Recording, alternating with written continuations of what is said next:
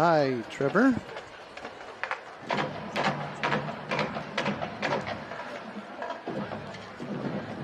Ladies and gentlemen, the award-winning Mighty Cardinal Band.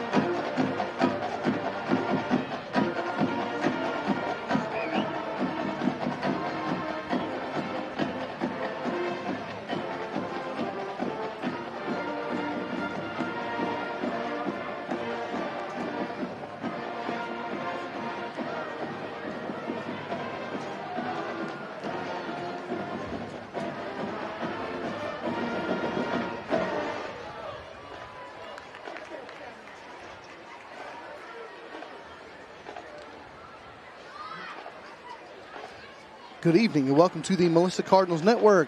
You are joining us for district play here at Coach Kenny Deal Stadium as your Melissa Cardinals welcome the Anna Coyotes to the house that Deal built in a big rivalry game. This is Trey Graham along with Dr. Robert Rich, the Deputy Superintendent of Schools. And Robert, we're in store for a pretty exciting game, big rivalry matchup. Time to resume the rivalry. Absolutely. I mean, we've seen a couple of games, a couple of preseason games that there just didn't seem to be a lot of life in the stadium. I don't think we'll have that problem tonight. We're expecting a big crowd tonight here at Coach Kenny Deal Stadium as the Purple people are in town for their first visit in a regular season game. These two teams, of course, just about 5 miles apart from one another, and they've played varsity football 12 times over the years. We'll go over the history in a few minutes, but this will be the first matchup since the year 2021, and we are excited to bring you Anna Coyotes at the Melissa Cardinals tonight. This again is Trey Graham with Robert Rich, and our email address mcnr@melissaisd.org, mcnr@melissaisd.org, and we would love to hear from you as the 3-1 Cardinals take on the 1-2 Coyotes tonight in a district game, District 4, 5A Division II. And the Cardinals in the red jerseys, red pants, black helmets, and the Coyotes are white over white tonight. And in a little while, you'll get to hear my pregame interview show with Coach Nally, where I asked him a similar question. But Robert, I'll ask you, you have to manage big rivalry, but you got to keep your cool. It's kind of like a homecoming game or senior night. All the other stuff can't get in the way of playing your game. Yeah, absolutely. There's a lot of history between these two school districts and these two teams. Looking at the little gap you alluded to earlier has been nice. There's just a lot of anticipation. And there's a lot of good players on the field. It'll be interesting to see which ones keep the game framed right in their minds and don't let their emotions get too out of control. That's athletic ability is wonderful, and you have to have it, but you got to have both sides of that coin to really be effective. And both of these teams have visions of a state championship. Well, both of them have exactly one state championship in their history. The Cardinals back in the year 2011 in Class 2A football, and the Anna Coyotes last year in Class 4A football. The Anna Coyotes won their first ever state championship and then moved up to Class 5A Division II in this 2-year UIL cycle. So the Anna Coyotes are defending state champs, and We talked about the all-time record between these two teams. I'm sure we'll get into history as we go further, but this is the 13th time the teams have ever played one another, 12 previous meetings, and the Cardinals have an 11-1 record in that history. And so it's not been a close rivalry. It's been a heated one, but not a close one. And we'll talk about the fact that what happened back in 2010 when the Coyotes got their one and only victory in the series. We mentioned that Melissa is 3-1 on the season, 2-0 in the district. They defeated Frisco Liberty last week. Coach Deal was on the call with me. We were at the Toyota Center, and the Cardinals had a dominating performance, scored 56 points in the first half, and the final score a week ago was 70-13. Melissa over Frisco Liberty. Those 70 points last week tied the second most points ever scored by the Melissa Cardinals in a varsity football game. And last week in football, as I described it, Anna and Lovejoy played a basketball game. The final score was Lovejoy 66-62 over the Coyotes. And the offenses dominated both sides. Lovejoy had 654 yards of total offense, and the losing team, the Coyotes, had 466 yards of total offense. So the question really, I think, for the Coyotes and Coach Parr, Robert, is can their defense stand up to the Melissa offense? Correct. And we haven't been as clean as I think our players and our coaches expect us to be on offense. I mean, that's not a knock on the kids. These are wonderful kids. They work hard. They're coached well. They expect to get better every week. And it'll be interesting to see. I would love to see us win a 14-7 ball game. Play great defense, make no mistakes on offense, and just play good, hard-nosed, in the trenches football. The Coyotes 1-2 on the season, 0-1 in the district, with that one loss being a week ago to Lovejoy. They defeated Gunner 55-28 for their one victory of the year, and that game ended Gunner's 33-game winning streak. Gunner had won state, and they were two defending state champs playing one another. Mm-hmm. The 3A defending state champs, who's a 3A team, the 4A Division 1 state champs, who's a 5A team, and Gunner faces a lot of the time what the Cardinals do, and they can't get a game. They can't get somebody to play. So the Cardinals are taking on the Coyotes. They defeated Gunner. They lost in their season opener. They played an out-of-state team. Melissa, you'll remember, played a team from Little Rock, Arkansas, and the Anna Coyotes played a team from Tennessee and lost 52-48 in that matchup. Well, that's a couple of close games at the end. I hope that pattern repeats and we come out on top. We are joining you from Coach Kenny Deal Stadium. There's a lot of junior Cardinals going to be running around all night long.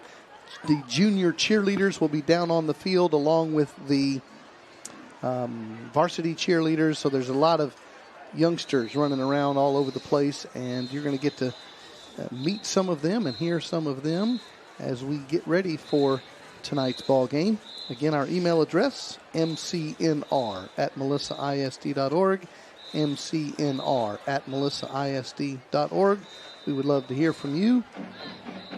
We talked about the game last week over Frisco Liberty, and our offensive player of the game was freshman running back Bear Tabor. And we mentioned you don't have a lot of varsity football players who are freshmen, and you surely don't have a lot of players of the game who are freshmen. But Bear Tabor was our offensive player of the game. Jacob Wasserman, the D-end, was our defensive player of the game in that big victory over Frisco Liberty a week ago. And the standings, as we sit here today in our district, because one game was played last night, the Cardinals and Lovejoy are 2-0 in the district. Anna is 0-1, Denison 0-2, Frisco Liberty 0-3, 0-5 overall. They're just having a tough go over there. Frisco Independence 2-2 in the district. Frisco Memorial's 1-1 in the district. Prosper Walnut Grove is a brand new high school, 1-0 in the district. Frisco Emerson 1-1 in the district. So Melissa and Lovejoy were the favorites going into the season, and along with, you got to give the defending champs their due. So 4 teams out of this 9-team district will make the playoffs. And before we get too far away from it, Robert, I want you to comment, give a little education for the listeners. Prosper Walnut Grove, they started a brand new high school. Mm-hmm. So they were playing what in the UIL world is called an outlaw schedule a year ago. They weren't in a district, so they had to just get games. But what is it like? What is the procedure for opening up an additional high school in a school district? Yeah, there's a lot to it, obviously. It's not just about opening buildings and making sure books are in place. You know, when you open a new school like that, especially in a fast-growth district, there are no habits. There's no history. There's no all of those things that I remember. I don't even know where the school I went to school. I don't know when 100, 200 years, 150 years ago. Who knows? But most of the time you go to a school, there's lots of traditions and there's history, and so they're making their history. I mean, it feels like you're building something new, and that's all wonderful. But those other things are challenges too, and so they're in the process of trying to get off to a good start, trying to make sure they have the right coaches, good feeder pattern in play, good consistent coaching, 7th grade up through 12th grade, and they're trying to get traditions in place. Well, having the deputy superintendent in the booth is a bonus in this conversation because you are an expert in the field, and we've told our audience before, Melissa ISD, through the administration and the school board, has made the decision years ago that Melissa will always be a one high school town, as opposed to Prosper. I think that's their 3rd high school they've opened up. Anna is planning for 2 or 3 high schools. Frisco has a dozen high schools, and the decision was made to follow more like the Allen ISD model. And so take a moment and talk about the logic behind one of the 2 choices, sticking with the one school model.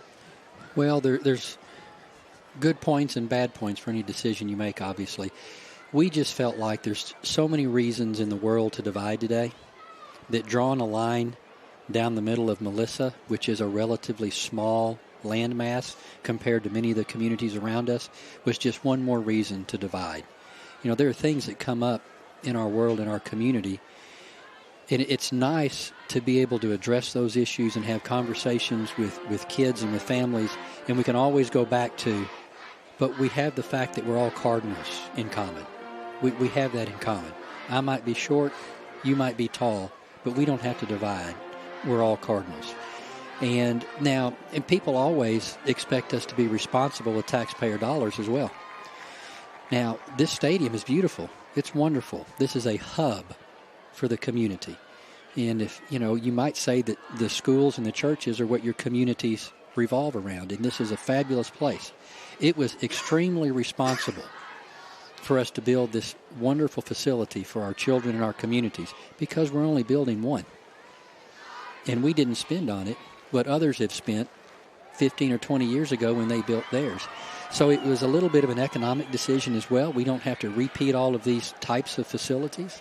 There will probably be another facility around here somewhere for more student academic-wise as the community grows. We finished a build-out study last year, and the predictions by the demographers say that Melissa will be somewhere between 20 and 24,000 students at build-out.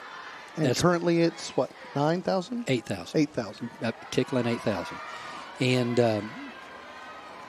so that's triple. That's a triple. Mm-hmm. That's a triple. And that's the size Allen is. And it's in the media. It's no secret, I can tell everyone, because it's been in the news, that Anna ISD had a bond campaign a year ago to build facilities, including a new football stadium. That was a $100 million bond campaign put to the voters of Anna ISD, and it did not pass. Correct. And that's the environment that we're in now, and we certainly understand that too. And we have to be careful with every dollar we spent. But we believe that families want great experiences for their kids. And people move to Melissa, we believe, because they want a great education and they want great experiences. When I was a principal, parents used to come and sit with me, and they would ask. At the beginning, I was under the illusion that everybody was in love with academics. Not quite true. They're in love with a great experience for their kids. And that most important thing in that is academics, obviously. But they also want their kids to grow up and have wonderful experiences, great camaraderie, and friendships that last lifetimes. And if those pieces are missing, then it's just a very sterile and unproductive environment. So there's been a lot of cultural thought that's gone around why one high school, why this type of setup where everybody can be brought together, and we're happy with how it's turned out in the way that it's tracking.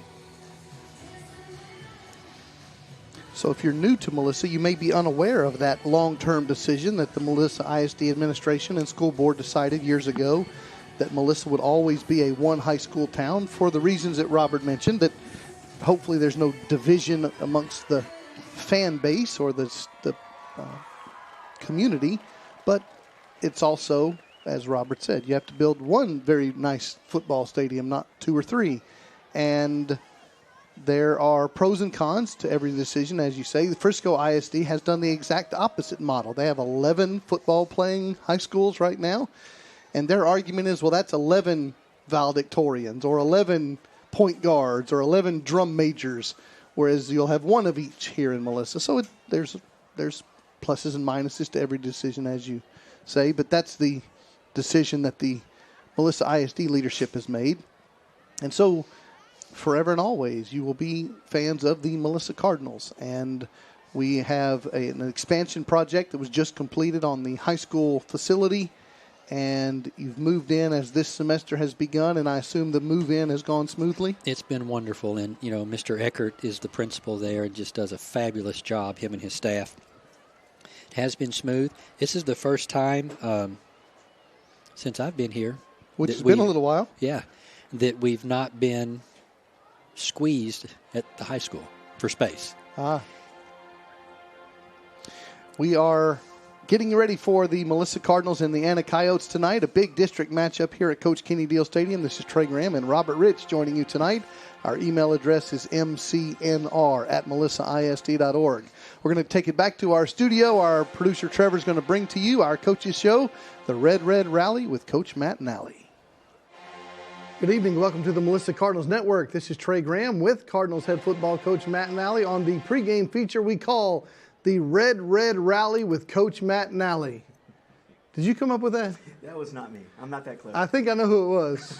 It was not me. The Red Red Rally with Coach Matt Nally, and that's Matt Nally. And this is the rally, so welcome to the rally. We're getting you ready for tonight's big game. The Anna Coyotes in town to take on your Melissa Cardinals as the district schedule continues.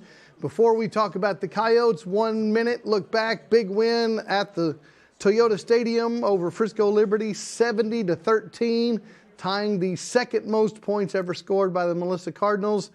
How do you not get too high as a team after a huge win? It's just having conversations with kids, and kids are different these days than they were when we were kids. They know immediately who they're playing. Like me and you, when we were kids, you'd have to look in the paper that came out on a Thursday to see what was going on or whatever the case may be, and kids have it instantly. So they understand the opponent that we played last week, and they understand the opponent that we're going to play this week. So I don't think it's a total issue in the regards of keeping a kid too high or too low. Now we talk about it. We talk about, not listening to the hype. You can't get too high. You can't get too low. But I really feel like kids understand. It's a little bit different these days than it was when we were kids.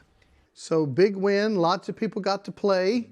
And talk about that benefit of the experience, the game experience. Yeah, first off, the venue I think is an awesome place to be at, and a kid having that opportunity to play at that venue. But you just never know who is going to be needed. And I always have believed in depth. And depth helps you win in November and December, and because you just never know. And besides that, you never know. Like Reese Carter tweaked his ankle in the game. Now he's fine, he's playing and all that stuff. But for us to get Wyatt Harry in the game and to get those reps, I think is vital for Wyatt, just because of the fact of what if, something happens in the future and he has to get out there, and it won't be his first time. He's got to go out there beforehand and experience the entire Friday night, experience. So I think that's huge, but I also think just for the overall development of the kid. So I mean, it's a vital piece of each Friday night experience, each kid having that opportunity to develop and get that experience. Turning our attention to tonight's game, big rivalry game. The Anna Coyotes are in town. They have moved up to Class 5A football. They won a state championship in Class 4A football a year ago. Longtime rivals of the Melissa Cardinals. It's been a few years since you played one another. Is there a little extra juice with a rivalry game? Kind of like what we talked about on the coaches or the Cardinal show the other day. No. We're going to treat it like it's a regular football game, and it's a regular night. And it was kind of funny, like I said on the Cardinal show, the scoreboard show was, our kids are like, yeah, that kid's my friend. And it was different when we were kids. Like, you didn't talk to kids that lived in the rival town, But so no, I mean, maybe it'll spark it, like I said the other day. But I really firmly believe that they're a great football team and they're coached extremely well. But as a rivalry piece right now, I wouldn't call them our rival. I would call them a district opponent and someone that we're extremely proud of and their accomplishments that they did in the past. And, they're coming to Coach Kennedy Stadium, and it's an opportunity for us to once again get a measuring stick on where we are this early in the year. And believe it or not, we're about to hit the halfway mark of the season. It's crazy, man. Flying by. Yes, sir. So your first half review of the Cardinals. The first thing I would have to say is I was very pleased and proud of the way my two new coordinators came in. I was a little bit nervous about just that whole dynamic of how our kids were going to adapt to the changes and the verbiage and things like that. And those coaches did an unbelievable job in the spring and in the summer and through fall camp to really make sure that their philosophy and their vision was in place. So that's the first thing I'd say I was really proud of. And second off is the kids' execution piece of it. We took a different route this year in how we're practicing.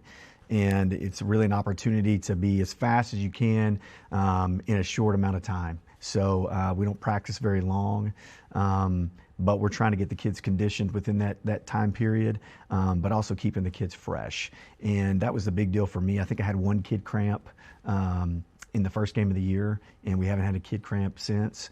And that's always been a huge piece for me because I want to be the most conditioned team and all those things and whatnot. But the physicality of the defense is something that I'm extremely pleased with. And Coach Pennington and his defensive staff had done an amazing job with that piece of it.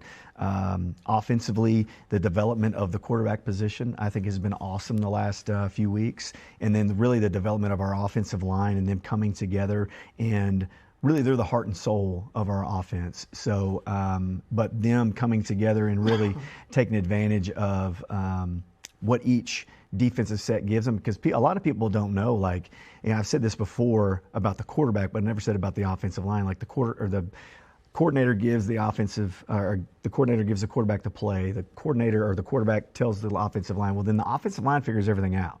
Like, it's not like, okay, we're running power here, so you're pulling and this, that, and another. They have to figure out who's down and who's pulling based off the front that they see. And, that's a lot for a kid to do. It really is. And we got 5 really smart kiddos that up front that are doing an unbelievable job. So, and then special teams wise, I'm really, really pleased with my punter. I think Sham McGregor's done an awesome job. And I think Sham's done a great job kicking as well, PATs and things like that. But overall, extremely pleased with where we're at going into week 5. But still, it's a young season. I know we're in the middle of it, but we got a long way to go, and we got to get better each week. We're looking forward to a big game and a big crowd tonight at Coach Kenny Deal Stadium as the Anna Coyotes come to town to take on your Melissa Cardinals. Thank you for joining us. We're getting you ready for the starting lineups and the opening kickoff coming soon. This is Trey Graham with Coach Matt Nally. You've been watching the Melissa Cardinals Network, the Red Red Rally with Coach Matt Nally. We welcome you back live here at Coach Kenny Deal Stadium. This is Trey Graham with Dr. Robert Rich tonight. And our rules analyst, Steve Gerard, is in the booth with us as well. Andy Graham's back there, I think, as well. And we are so glad you are joining us for Friday Night Lights, the Melissa Cardinals Network, as your Cardinals host the Anna Coyotes tonight on a big district matchup. It is a rivalry matchup that has been in a hiatus since the year 2021. As we mentioned earlier, we are so glad that the UIL figured out that these two teams should be playing one another. Not only have they been in different districts over the years, during 1 2-year cycle, they were in different regions, which is hard to make a globe work where Anna and Melissa are in a different region, but that's what the UIL did a few years ago. But it's good to have them back in action. The captains for both teams will be making their way out on the field here in just a moment. The referee tonight is Steve Owens. The umpire is Dontrell Pennington. The head line judge is Joel Musat. The line judge, Ryan McCauley. Back judge, Jay Courtney. Side judge, Dustin Levinger. And the field judge is Tony Benson. And I had a chance to visit with the referee, Mr. Owens, down on the field, and he says he's been here before. He called the playoff game, the non-Melissa playoff game here a year ago, but this is his first Melissa game at this stadium. And so the officials are from the Dallas football chapter, and they'll be officiating tonight. The Anna Coyotes are in the locker room. They'll be coming out here in just 1 second through the run-through tunnel, the big purple and white Anna Coyote helmet. And Robert, last night the JV team was playing in Anna, and Melissa defeated Anna 29-13. And if our cameraman can get over there, there's the logo. If they can get a side shot of that, it's a big coyote with a U on it. This Anna University, and that's now the big logo on the center of their field, on their turf, is that big Anna Coyote with the big U. So I'm not certain of the history of the Anna University thing, but it's the midfield logo there at Coyote Stadium. And it's on the run-through tunnel helmet they've got over there as well. You are watching and listening to the Melissa Cardinals Network. Our email address is mcnr@melissaisd.org. mcnr@melissaisd.org. The captains for both teams are making their way out with the referee, Mr. Owens. For the Coyotes, you have Zadian Gentry, Ashton Ansley, and Eric Bowen, and Dylan Jeffers. For the Cardinals, you've got the talented wide receiver, Jacob Nye, the big tackle, Ryder Slayton, another big tackle, Max Wright, and you've got the talented defensive end linebacker, Uche Dimka. Let's just one toss. Let's defer. You heard Mr. Owens say that the Cardinals have chosen to defer. Anna will receive. So Anna will go on offense first. And the Seth Parr is the head football coach for the Anna Coyotes. He came to Anna a few seasons ago from a high school in Lubbock, and all he did was bring them a state championship a year ago in 4A Division I. So the Coyotes will be entering the field from the south end zone in their run-through tunnel, and then it'll be time for the big-time entrance. Is there any place else you'd rather be tonight? Well, there's a lot of fun in the house tonight, and a lot of fans in the house tonight. A lot of purple people over there on the other side of the stadium as well.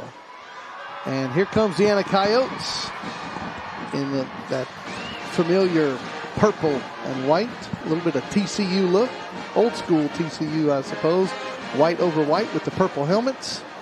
And the defending state champ Coyotes are the visiting team tonight, coming in 1-2 on the year.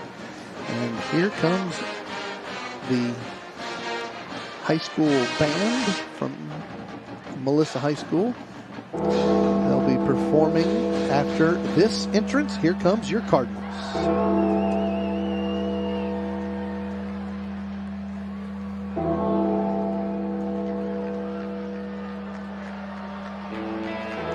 Here in Melissa, we set the standard. It starts with one word: commitment. A commitment to the work, to the fight, to sweat in service of something bigger than ourselves. Commitment to a single goal: to win, not for glory, but for the man standing next to you. We play for each other, for our school, for our community. For us, this is more than just a game. This is the Cardinal way. It's go time in Coach Kenny Deal Stadium. And if you're not rocking with Cardinal Nation, it's time to show you the meaning of red. Let's go, Cardinals!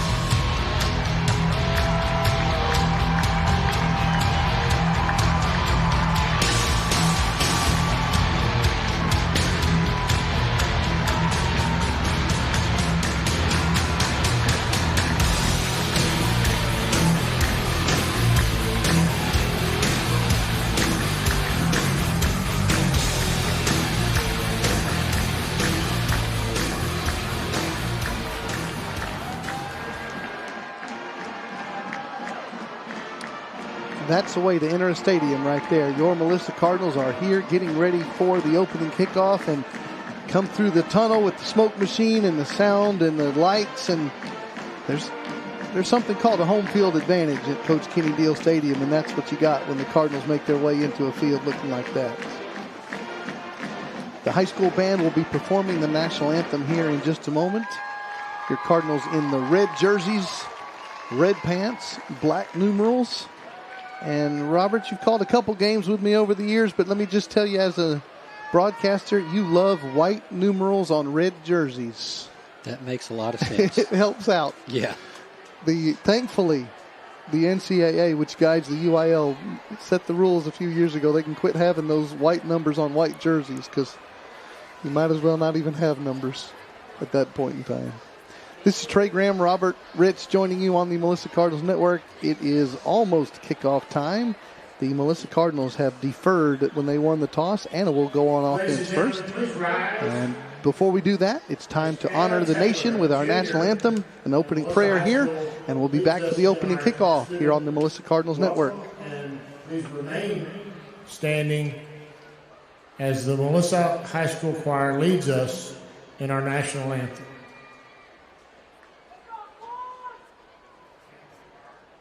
Let us pray. We come before you today to ask for your blessing upon this game between the Melissa Cardinals and the Anna Coyotes. May this be a contest of skill, sportsmanship, and fair play. Protect the players from injury, and may they compete with all their might. Grant either team the grace to accept victory with humility or defeat with dignity. In your name we pray. Amen.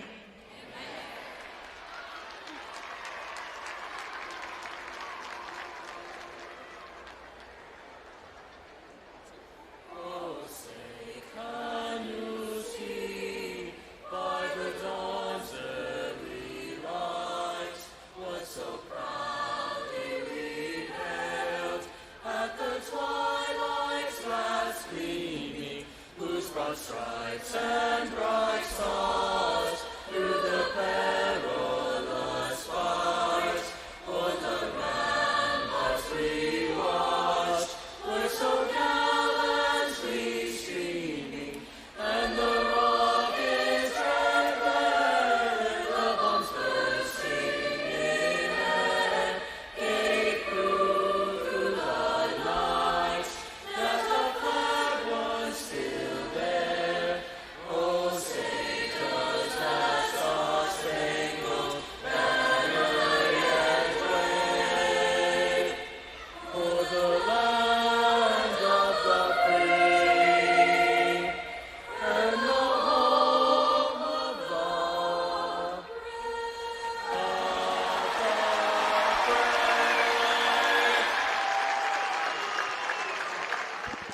An outstanding performance of the national anthem by the Melissa High School Band, and now it is football time in Texas. Welcome to Friday Night Lights here at Coach Kenny Deal Stadium as the rivalry resumes tonight. The Highway 5 matchup. Your Melissa Cardinals hosting the Anna Coyotes. For the 13th time in school history, your Melissa Cardinals have won 11 of the previous 12 matchups. The only victory for the Coyotes coming back in the year 2010. And the final score was Anna 9 and Melissa 7. And Melissa threw 5 interceptions in that game to lose 9-7. And Robert, I'm going to make 2 predictions for you right now. One, the final score tonight will not be 9-7, and the Cardinals will not throw 5 interceptions.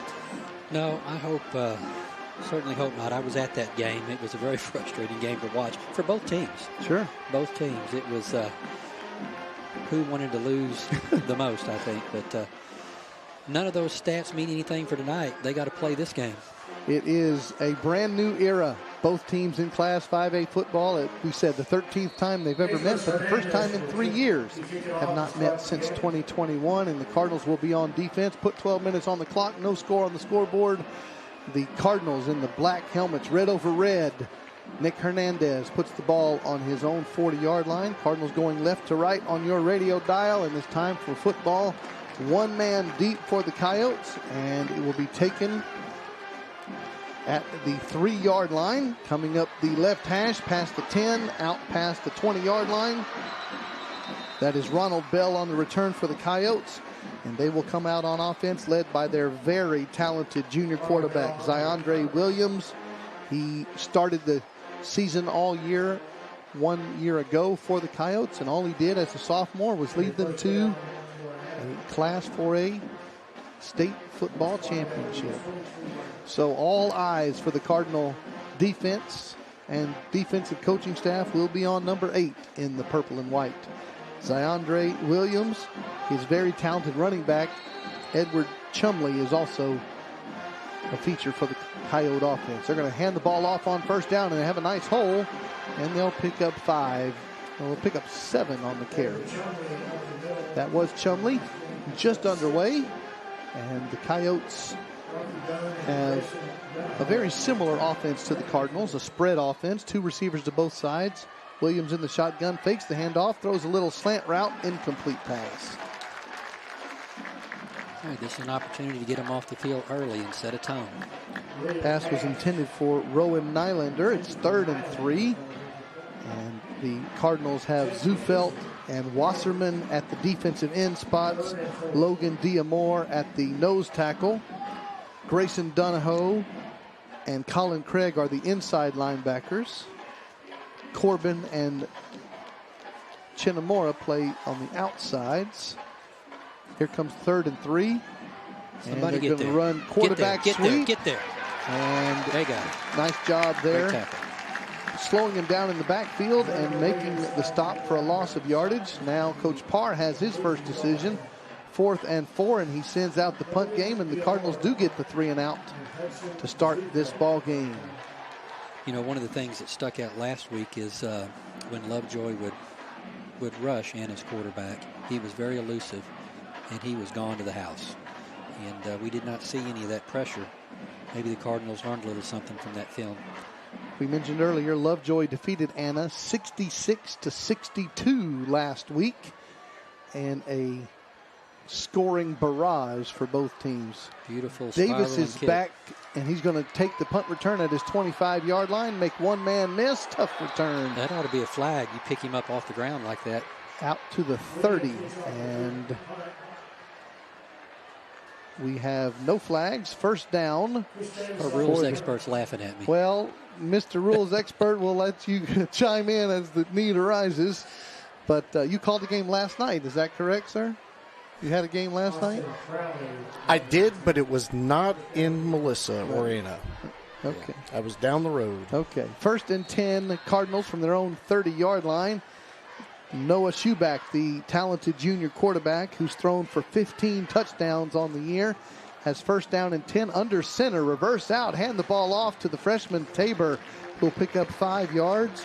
Bear Tabor, who was our offensive player of the game a week ago, has rushed for 292 yards and 2 touchdowns on the season, averaging 6.5 yards per carry.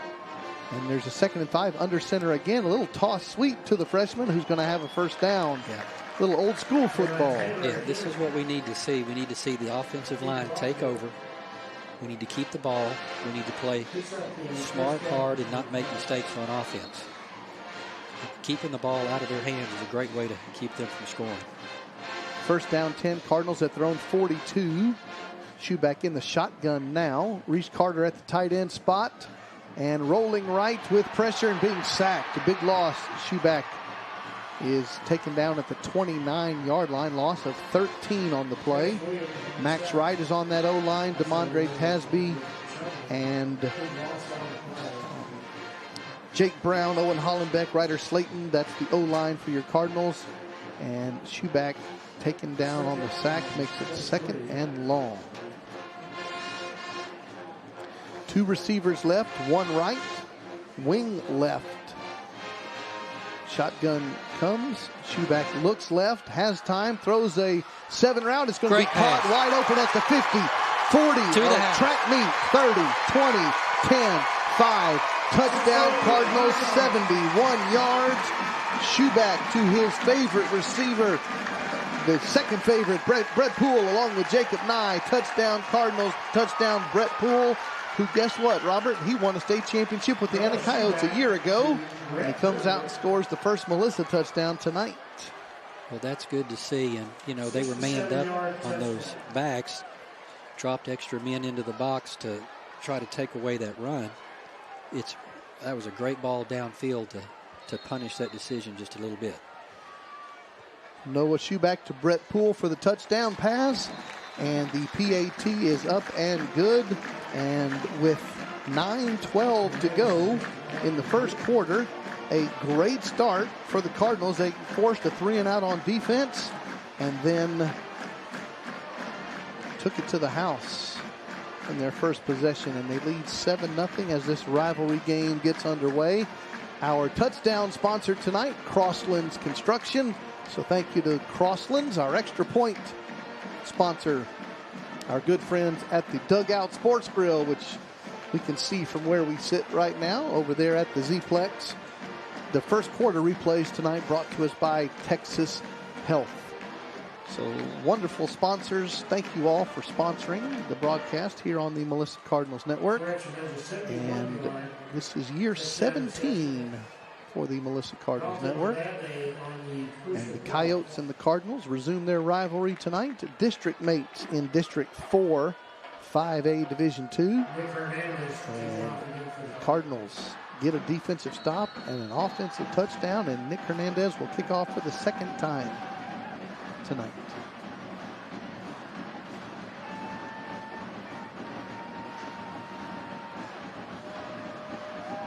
Again, 1 man deep for the Coyotes is Bell. He'll take it at his own 2-yard line, straight up the left hash at the 15, and he'll be taken down short of the 20-yard line. First down, Coyotes down by 7 points. Good coverage by the kick team. I noticed when we sat down to come on the air, there was quite a bit of wind coming from the north. Those flags were whipping a lot, but they've laid down now, and we have not been pooch kicking. No, sir. We kicked it deep twice on this first quarter. 19-yard line, they'll spot it as the Coyotes come out for their 2nd possession of this ball game. Remember our email address, mcnr@melissaisd.org. We have already got some great friends checking in, mcnr@melissaisd.org. Twins to both sides, ball on the left hash. Zy Williams throws it out to the left side. It's going to be complete. And a nice tackle by the Cardinals. Laying the wood, as coaches like to say. Rocky Dunn from the safety spot. Zeandre Williams has thrown for 790 yards, 11 touchdowns, and 3 interceptions. Their leading rusher on the season is, guess what? Also Zeandre Williams. He's run for 5 touchdowns. And he's going to throw it out to the right side in the flats. It's going to be caught for a first down. Nice little out route there by Rowan Nylander, and the Coyotes move the chains. Yeah, you don't sense any panic from Anna right now. They're an experienced team at this point. They're a talented team. They've played in a lot of tough games, and they've come back in a lot of games. So it's early we in also the game. know their offense. You score 62 against Lovejoy. You can play offense. Here's 1st and 10 from the 34. Williams runs a little wide receiver screen and goes nowhere. Good tackle for the Cardinals. Colin Craig there. A little extracurricular activity. The little man will come off the field for a few minutes to cool off. Give him a 1-yard gain on that play. We have played 3.5 minutes here in the first quarter.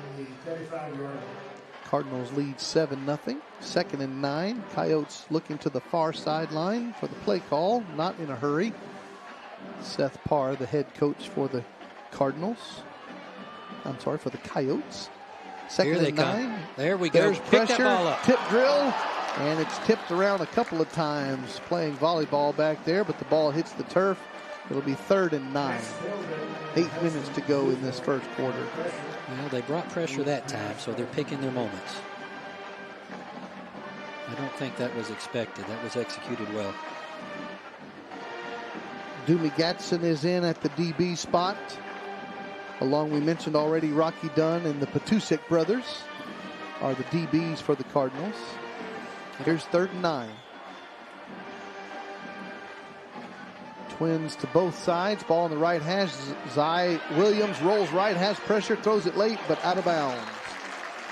Incomplete pass. Rocky Dunn on the coverage, and it's 4th and 9, and we have a flag. Our referee, as we told you, Steve Owens tonight. Well, that referee is facing the wrong direction. Personal foul. Roughing the passer. On the defense, number 5. 15 yards from the previous spot. Automatic first down. New set of downs for the Coyotes via the roughing the passer penalty. Put the ball at the midfield stripe on the big Cardinal M logo. And Anna's offense gets a first down. A little adversity there. They had them off the field. That's a big penalty that keeps the drive alive for Anna. We can't have too many mistakes like that tonight, Trey. This is a very good team. Shall I say defending state champs a few more times? Here we go. 1st and 10 from the 50-yard line. Pistol formation. Hand the ball going right. Chumley has the carry. And a good stop for the Cardinals. A gain of about 2 on the play. Grayson Donahoe was among the Cardinal tacklers. You are listening to the Melissa Cardinals Network. You're watching on Melissa ISD YouTube channel, or you're listening on the Mixler app. So thank you for spending your Friday evening with us. Perfect football weather tonight. 2nd down and 7.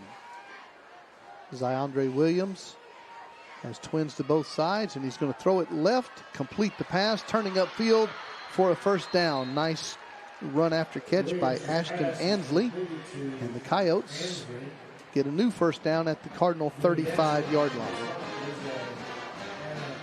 Well, they've hit their stride a little bit. They're moving the ball. Like we said, no panic, just going about their business.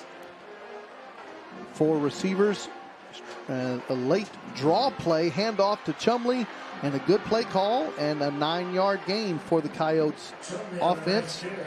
Dimka in on the tackle for the Cardinals.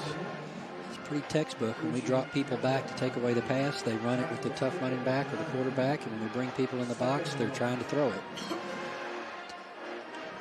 2nd and 1 as we approach the halfway mark of a fast-moving first quarter. Anna's got a big offensive line.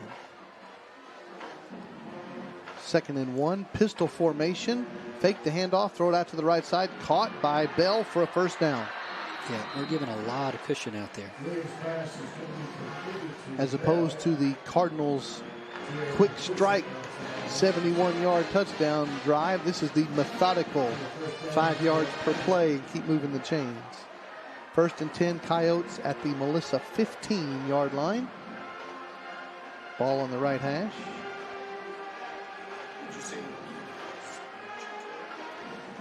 If you're Hank Stram, I think you sure would. You got to be old enough. Now, speaking of 3 old guys sitting in this room, I asked Bear Tabor on the Cardinal scoreboard show if he ever heard of Bear Bryant, and he said no. So 1st and 10, and Zandre Williams run quarterback draw. He'll pick up 2 yards. I said, you've never heard of Bear Bryant? No, sir. Who is that? He's one of the most, famous college football coaches ever. And he said, okay, might as well have been Abraham Lincoln or George Washington, right? Well, he's not about to offer him a scholarship, so he's not on his radar. That's true. Other people are on his speed dial right now. Other people are calling. 2nd and 8, and we're going to have a stoppage. Listen, first time out of the half. Now through October, when you replace your existing AC system with a Duquesne Complete System from Hutchins Plumbing and Air Conditioning, you'll get more than just a cool house. When you upgrade, we'll install your choice of a home purifier system or a 10-year water heater for free. That's right, free. Give your home a tune-up in more ways than one. Don't miss out on this amazing deal. Call the folks who do it all at Hutchins Plumbing and Air Conditioning or visit us online today.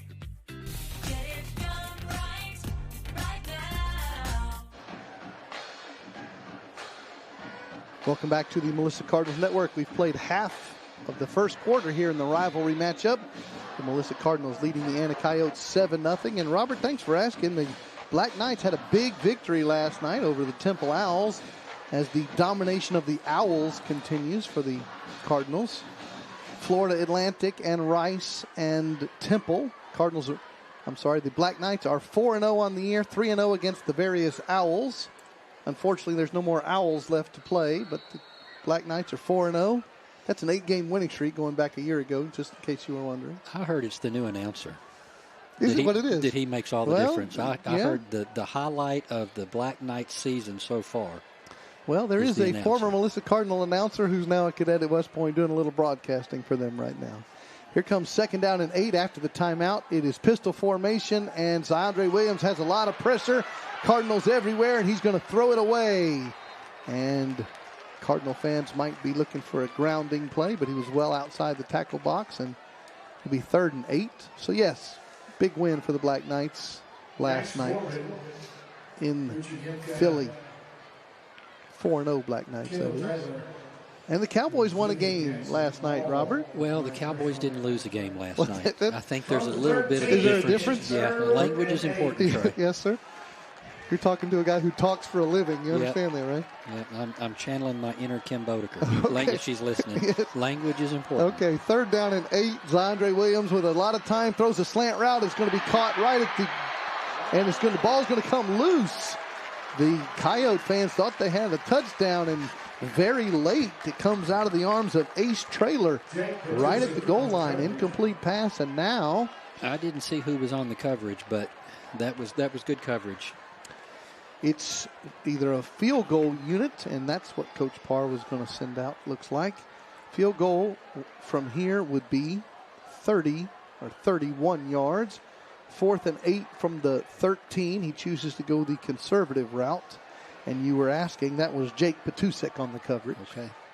Here comes the place kicker, Maraquin, for the Coyotes.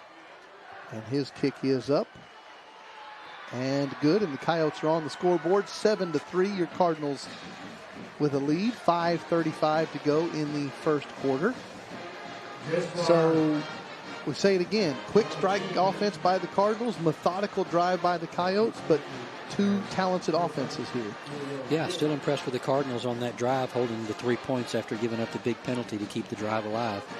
It's it's resilience in a small situation, but that stuff builds. It's a good stand by the Cardinals, keeping them to 3 points.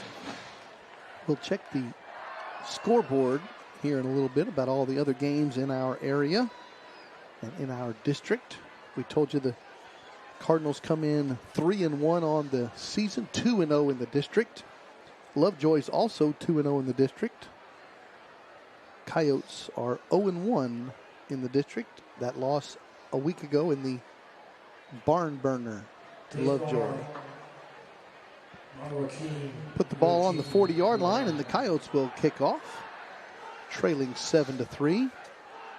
Cardinals have Dalton DeBabney back deep to return. And it's a deep kick out of the end zone. Touchback. Cardinals will come out to the 25-yard line. Noah Schuback has one touchdown pass tonight. That's his 16th on the year. And he's just gone over the 1,000-yard mark on the year on the first quarter of game number 5. His leading rusher, we mentioned, Bear Tabor. His leading receiver, Jacob Nye. The Cardinals are averaging 503 yards per game on offense. Coyotes just under that at 484 per game. After the touchback, bunch formation on first down. Give it to the freshman Bear Tabor, and he goes nowhere. Behind the O-line, Ryder Slayton and Max Wright on the left side. It's a good adjustment by Anna there. That was yielding 4 and 5 yards a pop early in the game. They've seen that and adjusted. 2nd and 10. And the Cardinals think they have a free play with defensive offsides. They're going to throw it into traffic. They got another flag over here. I think that's going to be pass interference. We'll wait to see what Mr. Owens tells us. The Cardinals thought they had the defense jump and had a free play. So you were not overly thrilled with the Cowboys' victory last night? No. I'm not overly thrilled with the Cowboys at all right now. I think that's a fair assessment. And your listeners don't know, but you've asked me before. Number 5, 10-yard penalty, previous spot, automatic first down. It's a defensive holding, giving the Cardinals a first down. And I will give my age away. If you ask me my favorite team, and you have in the past off the air, I would say it's the Oilers. Yes, and for the youngsters, that's a team that used to play football in the NFL. They don't exist anymore. That's exactly right. First down and 10 from the 35 after the penalty. Quarterback draw. Schuback makes a man miss and play. dives forward for about 7 on the play. We had invaders in the backfield. Good move by the quarterback. The Houston Oilers are now the Tennessee Titans. And if you don't believe us, ask Nate Hemsley down on the field, because he was on the team that transitioned from the Oilers to the Titans. Yep. Hand the ball on 2nd down, and a tough run just short of the sticks for the Cardinals. Let's do that right there all night. Bear Tabor, he may be a busy man tonight. 3rd and 1, quickly to the line of scrimmage. Cardinals have wing left and twins left. And give it to Tabor again, who has a first down past the 50, and he backs down the field to the 41-yard line, gain of 15. I think it's pretty clear we're going to see a lot of ground and pound behind this big offensive line of the Cardinals tonight. I think the pass is going to be a little bit like salt and pepper seasoning on food. We're not going to see it every other play. It's just going to add a little flavor every once in a while. They change the running back for this carry, and then they fake it to Shaheed, but Noah Schuback will keep it and then lose yardage. He's tackled back at the 45. Clock rolling, 3:50, 3:49 in the first quarter. Cardinals with a 7-3 lead. Big crowd of Cardinal fans here on the home side, of course, and a big crowd of purple people on the other side. Here's a 2nd and long, slant route, wide open, caught, first down at the 20, at the 10, inside the 5, touchdown Cardinals, touchdown Brett Poole. First he goes 71 yards, now he goes 55-yard touchdown Cardinals. Brett Poole to his former team, the Coyotes, has 2 touchdown receptions in this first quarter. Well, I'm going to tell you what, it's early in the game, but we may have an offensive player emerging. That occasional downfield pass to keep them honest so we can run the ball is huge. And when he catches those, not to mention going to the house, that's a difference maker. The lefty, Sham McGregor, with the glow-in-the-dark shoes, are up and good on the PAT. Cardinals lead 14-0. We have 3:30 to go in this first quarter. Our extra point sponsor, our friends at the Dugout Sports Grill. And our touchdown sponsor, Crosslands Construction. Nice throw on the slant route by Schubeck. Hit Brett Poole in stride. And he got, he got away with a little bit of touching the face mask of the DB Smith for the Coyotes. But no flag. Touchdown Cardinals. Good stiff arm. Remember, tonight after the ball game, the First Melissa Student Ministry is hosting a 5th quarter event. And the students from Melissa High School and Anna High School and other places are invited. Just down the street, the first quarter event. I'm sorry, the 5th quarter. We're playing the first quarter. The 5th quarter event sponsored by the First Melissa Student Ministry. Cardinals will kick off now after the second Schubeck to Poole touchdown connection of this first quarter. 3.5 minutes to go in the first stanza. Cardinals lead 14-3. And we'll get to some emails here in a moment. MCNR at melissaisd.org. MCNR at melissaisd.org. We play the longest distance viewer, longest distance listener game. Let's see who's going to win. Somebody suggested to me earlier we ought to switch it up and say who is the closest person listening to the game but isn't actually here and why. Okay. All right. The Cardinals will kick it to the one. It'll go inbounds. They're going to bring it out of the end zone. That was a dangerous situation. And the Coyotes are going to be stopped inside their own 10-yard line, except then there was a tackle outside the white lines. Yeah, and that was 10 yards out of bounds. That we can't have those types of mistakes. Well, oftentimes we'll get the I'm listening from row H, so we have people in the stands who are listening. Because if you're close, why aren't you here? Well, you might as well come down the street. Okay. All right, Mr. Owens. Dead ball, out of bounds, personal foul, late hit. Number 18 of the kicking team. 15 yards to end the run, automatic first down.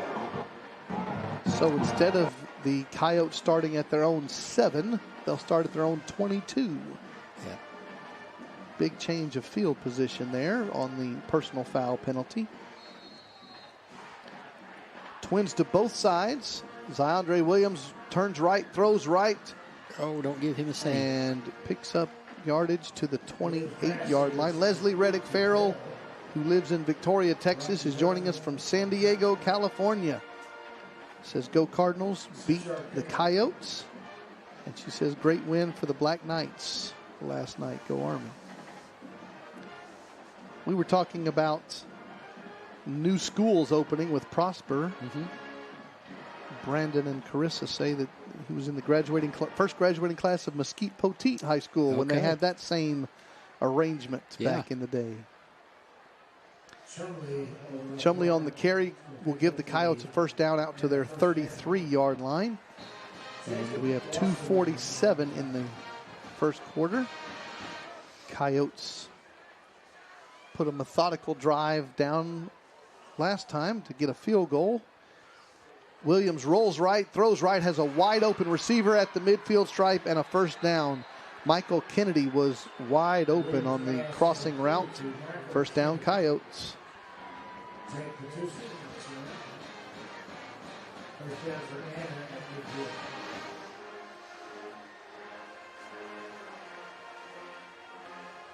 Right on the 50. Coyotes have a first down, but we have a flag coming in before the play. We have no foul. No foul. We're holding them off. Iron cross. All right, so it's like it never happened. First down, Coyotes at midfield. Twins to both sides. Run the dive play to the right side and picking up 9 or 10 yards on that tough run. Yeah, he deals out the punishment when he's running. We'll make it 2nd and 1 for the Coyotes as we approach the 2-minute mark here at Estadio de Dio. No sabía que hablas español. See, because tenemos.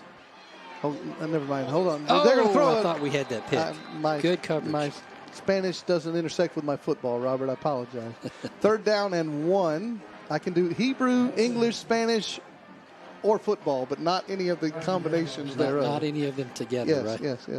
All right, and I can speak Army, too, at the same time if you want to do that. 3rd and 1, incomplete pass. Almost got a pick, did the Cardinals. Incomplete pass, 3rd and 1. Here we go. Trips left. Split right. Snap is back. Throw it out to the right side. They've been doing that little stop route all day long, and it's working for them, and that's short game, but enough for a first down. You know, if that's what they are going to have to do, we'll take it. I like the way they're running at the ball and converging on the ball. I feel a turnover coming. We'll spot it. Well, the chain needs to move, or the ball needs to move. There's the chain. Okay, 38-yard line. First down, Coyotes on the plus side of the field. Trips left. Toss sweep going left, and cutting back is Chumley, and there's another 7 quick yards. 1:40 to go, first quarter. Yeah, this is not shaping up as a 67-63 game. You know, we talked a little bit earlier about the emotion. Coach Nally talked about it a lot in your interview.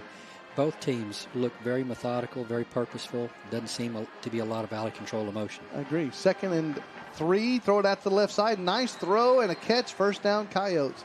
I agree with you that there's energy, but nobody Army term. Nobody's spazzing down there, right? They're playing with cool, but they're motivated. That's what we want to see. That first down catch takes it to the 18-yard line. Coyotes putting a nice drive together, and they're going to fake a handoff, throw a slant route into traffic, and make the catch. And a big hit by Rocky Dunn. Yeah, good hit. But a gain of 8. And that's what I was talking about a little earlier. They're keeping those receivers in front of them, giving up that underneath route, and then they're just going in to try to separate him from the ball. That was a hard hit. It's a good job by the receiver hanging on. Very clean. Yes. Very clean. Coach Rosh and family checks in, rooting on the Cardinals from Austin, Texas. Hello to Coach Rosh and family. 2nd and 2. And give it to Chumley straight up the middle of the field, and he'll take it all the way to the 1-yard line. It'll be 1st and goal, Coyotes. They trail 7-3, and they're 14-3, trying to get their first touchdown of the night. And they have 1st and goal from the 1. And give it to Chumley, and he walks in. Easy touchdown, Coyotes. It's now 14-9, Cardinals.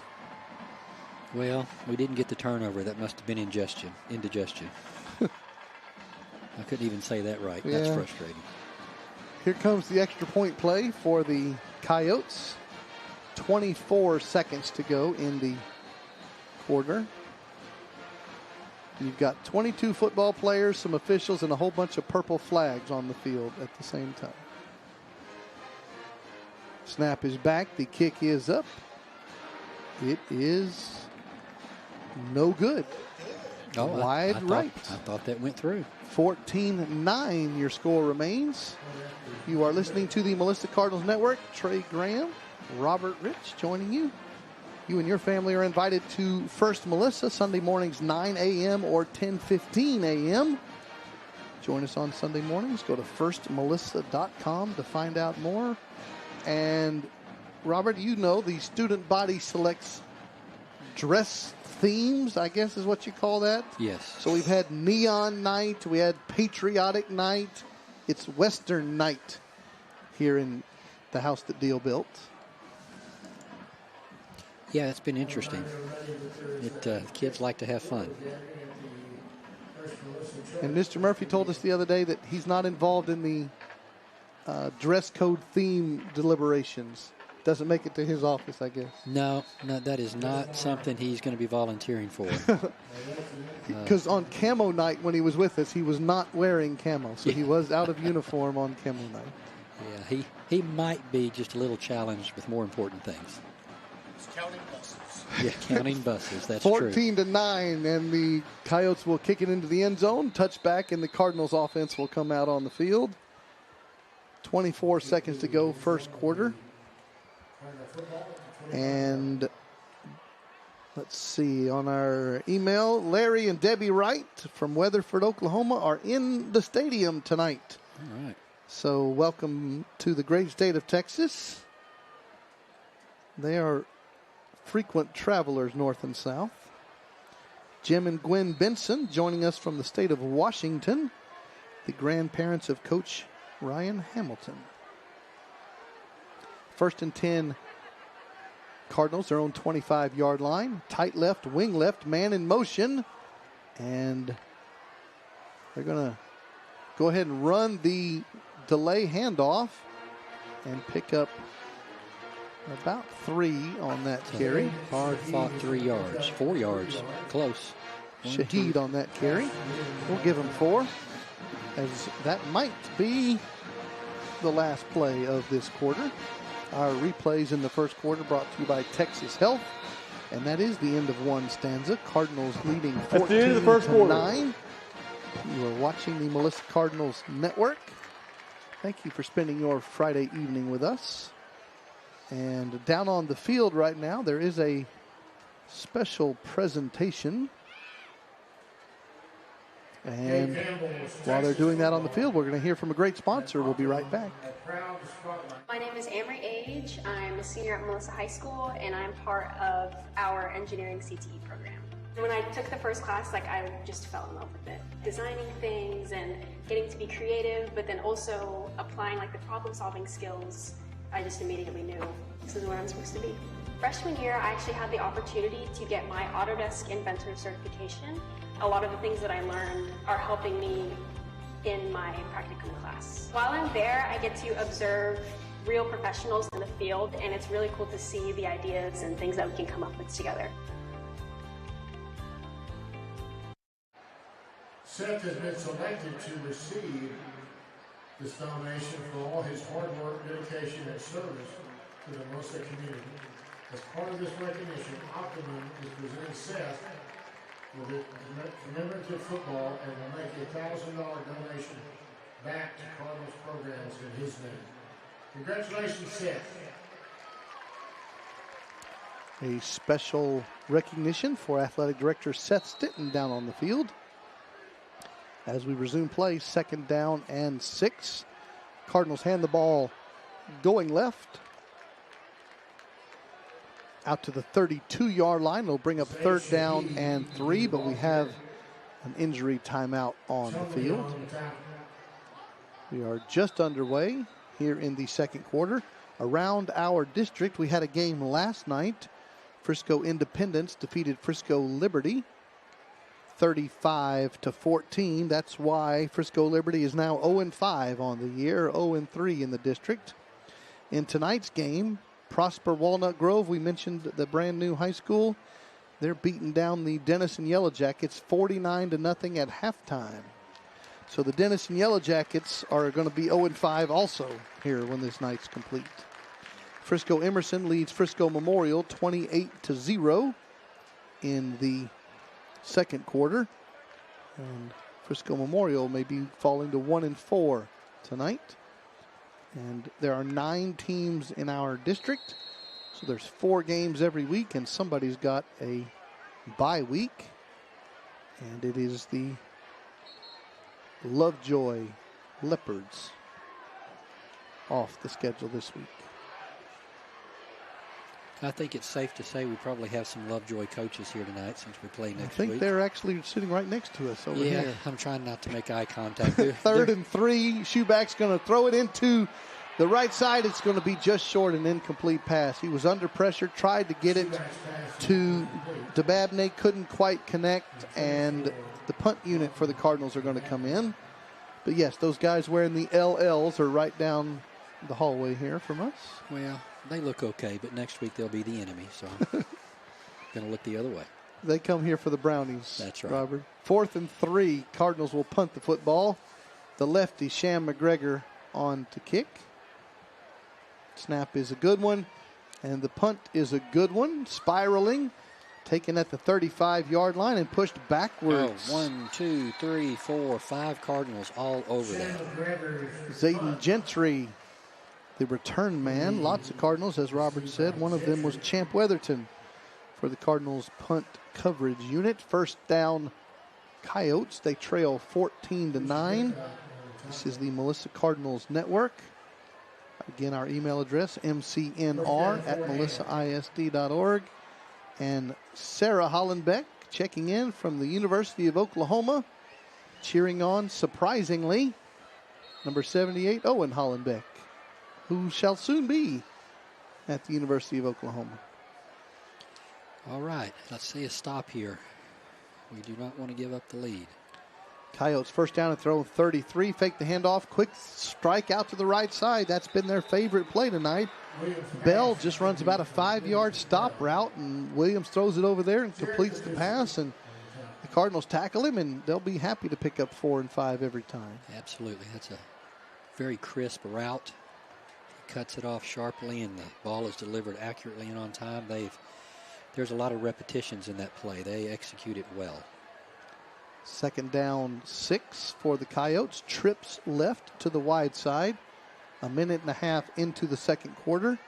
Fake the handoff. Do the same thing out to the left side, but through and out of the hands of Ace Traylor. Incomplete. Third down coming up. There's been a couple of tip balls. If they just would have gone a little further left or right, they would have been intercepted. We would like to have one of those now. We have a little bit of baseball news. The Chicago White Sox lost their 121st game of the season to go past the 62 Mets as the worst team in modern baseball history. There's a throw and a catch for first down. When you play 162 and you haven't even completed it and you lose 121, that's a tough go for those White Sox fans. And the A's beat the Rangers yesterday in the final game ever in Oakland, because the Major League Baseball Oakland A's are going to play baseball next season in the major leagues in the minor league park of the San Francisco Giants in Sacramento. Follow all that? Yeah. It's poor run baseball out there. Here comes 1st and 10 at the 49. So Andre Williams has an empty backfield, and he's going to run quarterback sweep going left, and that's why he's a talented runner and the leading rusher on the year for the Coyotes, and he picks up 8 yards. Williams on a keeper around the left side. He will have it spotted in Cardinal territory at the 42-yard line. 9:40 to go in the half. Well, I certainly don't know if they script some plays at the beginning or what have you, but I feel like they've made some adjustments and they know what they want to do, and these are two good teams going at it. This is a fun game to watch. Very clean game so far. Throw it out to the left side, and picking it up off his shoestrings is the receiver for the Coyotes. That's number 4, Ansley, and it's going to be first down Coyotes again as they continue to march down the field, and Coach Nally's going to call his second timeout. Listen, second timeout of the half. Go. It is 14-9, early second quarter. We'll hear from another great sponsor. Take advantage of Hutchins Plumbing and Air Conditioning's Fall Startup Special. From now until December 31st, you can get a complete check on your heating system for just $79. Right now is the perfect time to let our expert technicians check the efficiency, reliability, and safety of your heating system. So call today for our $79 Fall Startup Special. We'll ensure you stay warm and relaxed all winter long. Hutchins Plumbing and Air Conditioning. Get it done right now. Cardinals call a defensive timeout here, trying to slow down the Coyotes' momentum on this offensive drive. Melissa leads 14-9, early second quarter. The rivalry matchup between the Cardinals and the Coyotes. And later on in the game, Robert, we'll have to give a little history lesson to our friends who may not recall that used to be that Melissa ISD students would attend Anna High School until the world changed about 15 years ago. So we'll give a history lesson later on.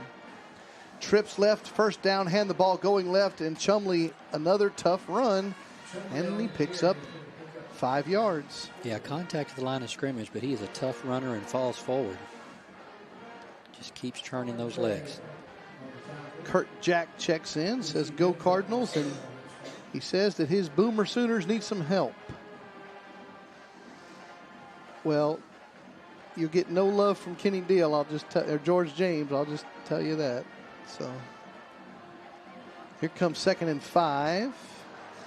Boomer Sooner making a quarterback change. Get your hands up. Oh. Throwing it out to the left side. Caught is going to be a first down. And the catch was made by Ansley. And the Coyotes move the chains again. Former Allen quarterback and Frisco Emerson quarterback Michael Hawkins is going to start as a true freshman this week for Boomer Sooner, replacing Denton Geyer graduate who had trouble. Hawkins came in relief and looked pretty good. We'll talk college football later. 1st and 10 from the 16. Trips right to the wide side. Coyotes down by 5 points. Throw it out to the right side. Another stop route and another short gain, but positive yardage again. Ace Trailer on the reception, and Jared Patusek and Jake Patusek on the tackle. There are a lot of hands in between the quarterback and the receiver in some of these throws. It just looks like we're so close to tipping several of them. 8:09 to go. Clock rolling, second quarter.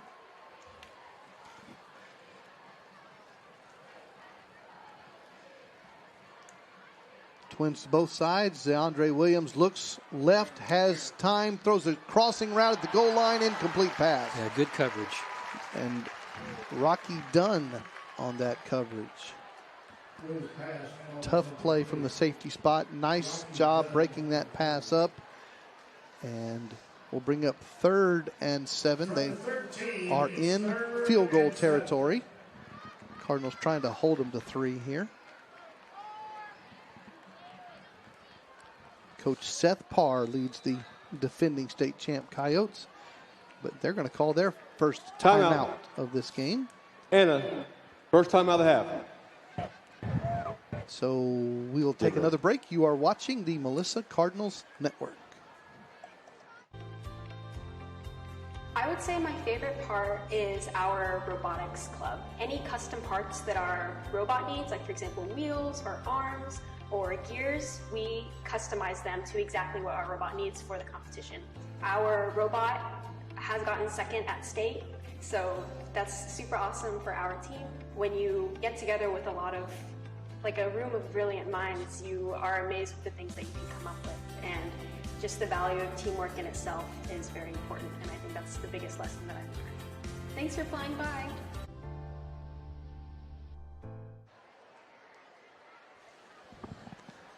With 7:45 to go in the second quarter, your Cardinals lead the Coyotes 14-9. Cardinals D trying to get a stop here. It is 3rd and 7. Coyotes at the Cardinal 13-yard line. Coyotes are in field goal range. They have one already this evening. Ziondre Williams, their talented quarterback, in the shotgun with trips right to the short side. And he looks right, throws across the middle of the field on a post route, incomplete pass over the head of his intended receiver, Bell. Good coverage there by Jared Patusek. He with the one hand and one club. Incomplete pass. And Coach Parr will send out the field goal unit. Well, a little bit of bend but not break mentality from the Cardinals. Good defensive stand. It'd be nice if we could get one more score before the half and have a little bit of a cushion. We get possession to start the second half. Yes, sir. Mara Quinn, who has a field goal. This one is from 30 yards out.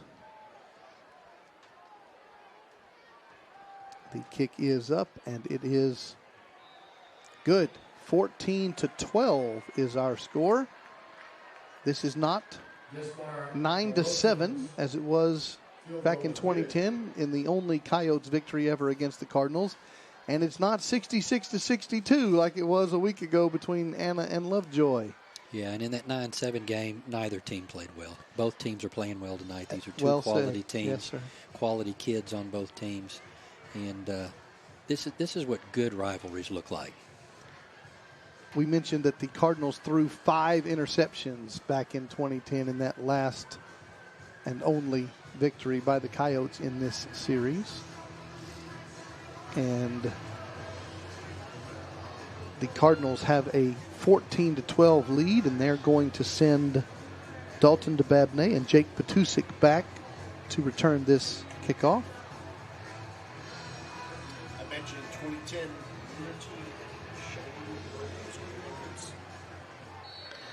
You're correct. It was a different era back then. Coyotes will kick the ball off from their own 40-yard line, down by 2 points, and they're going to kick this one deep, and DeBabney lets it go out of the back of the end zone. Cardinals will take over on the 25-yard line.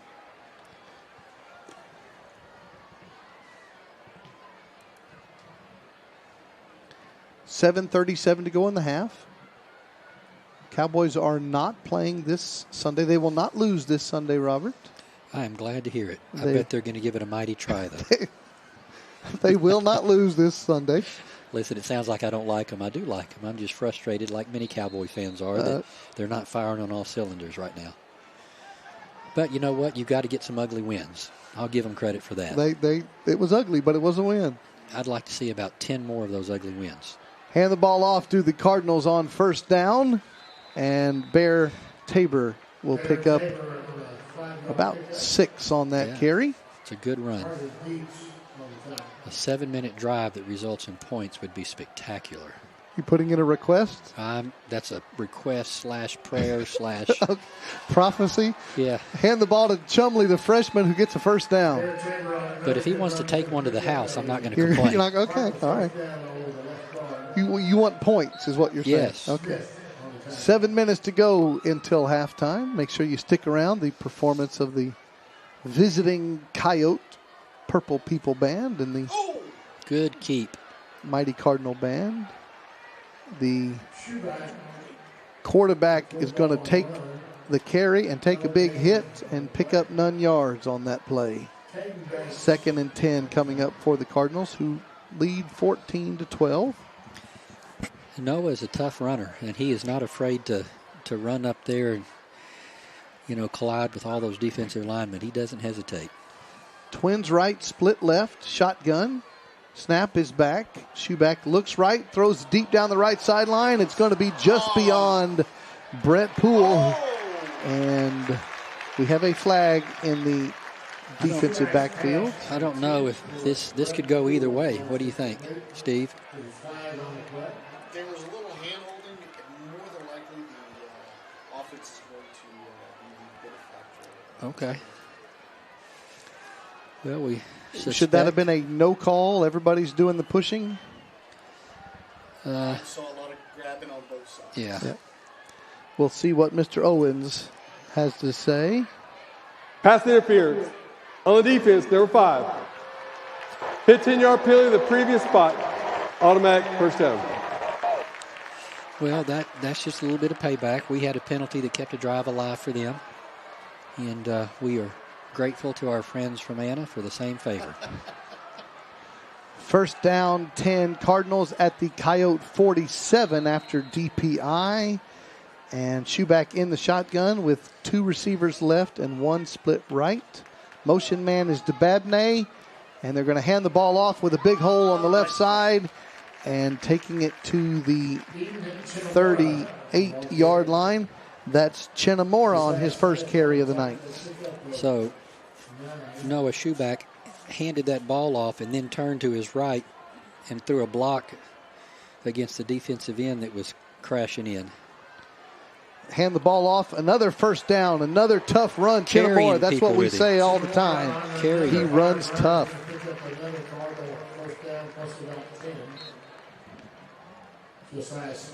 Quickly to the line. 1st and 10 Cardinals at the 25. And there's a mix-up on the exchange. In result, -5 on that play. Yep. Kate Schubert on the start for Anna. Clock rolling, 5:29 and counting in the second quarter. Melissa leading by 2 points. Looking for more. 2nd and 15. Took a long time for Anna to get players on and off the field there.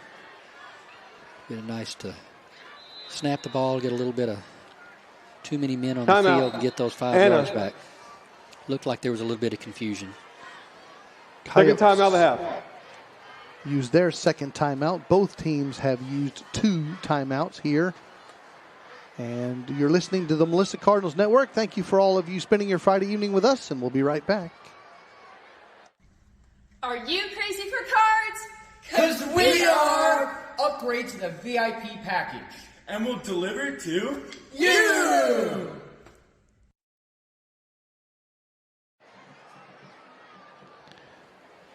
Zyandre Williams, Robert, to continue the thought, it's all short passes for him. He's completed 15 passes, but 126 yards, so less than 10 yards per completion. So dink and dunk, as they say, that's what's working for them. Yeah. Here comes the Cardinal offense after the Anna timeout. Trips right on 2nd and 15. Schuback in the shotgun. He has 2 touchdown passes tonight to Poole, and he's going to try to set up the screen, and they've got it set up in a great play. Yeah. One man Great could have play. messed up that play, and Josiah Smith did it. Bear Tabor was the running back, and Smith blew up the screen. Yeah, that was a great play by Josiah. It was nothing but O-linemen after that. Downfield blocking, but number 17 for the Coyotes ruined that one. Ending up with no gain, so it's 3rd and 15. And the tight end checks out. Another receiver checks in. Bear Tabor in the backfield and 4 wide receivers for the Cardinals. 3 to the right. And Coach Nally's going to have to call his timeout. Timeout. Melissa, the 3rd and final timeout of the half. You mentioned Coyote confusion. Well, there was Cardinal confusion on that play. 4:17 to go in the half. Cardinals leading by 2 points. Our email address, mcnr@melissaisd.org. We'll read some more emails when we come back right after this. My name is Amory Age. I'm a senior at Melissa High School, and I'm part of our engineering CTE program. When I took the first class, I just fell in love with it. Designing things and getting to be creative, but then also applying the problem-solving skills. I just immediately knew this is where I'm supposed to be. Freshman year, I actually had the opportunity to get my Autodesk Inventor certification. A lot of the things that I learned are helping me in my practicum class. While I'm there, I get to observe real professionals in the field, and it's really cool to see the ideas and things that we can come up with together.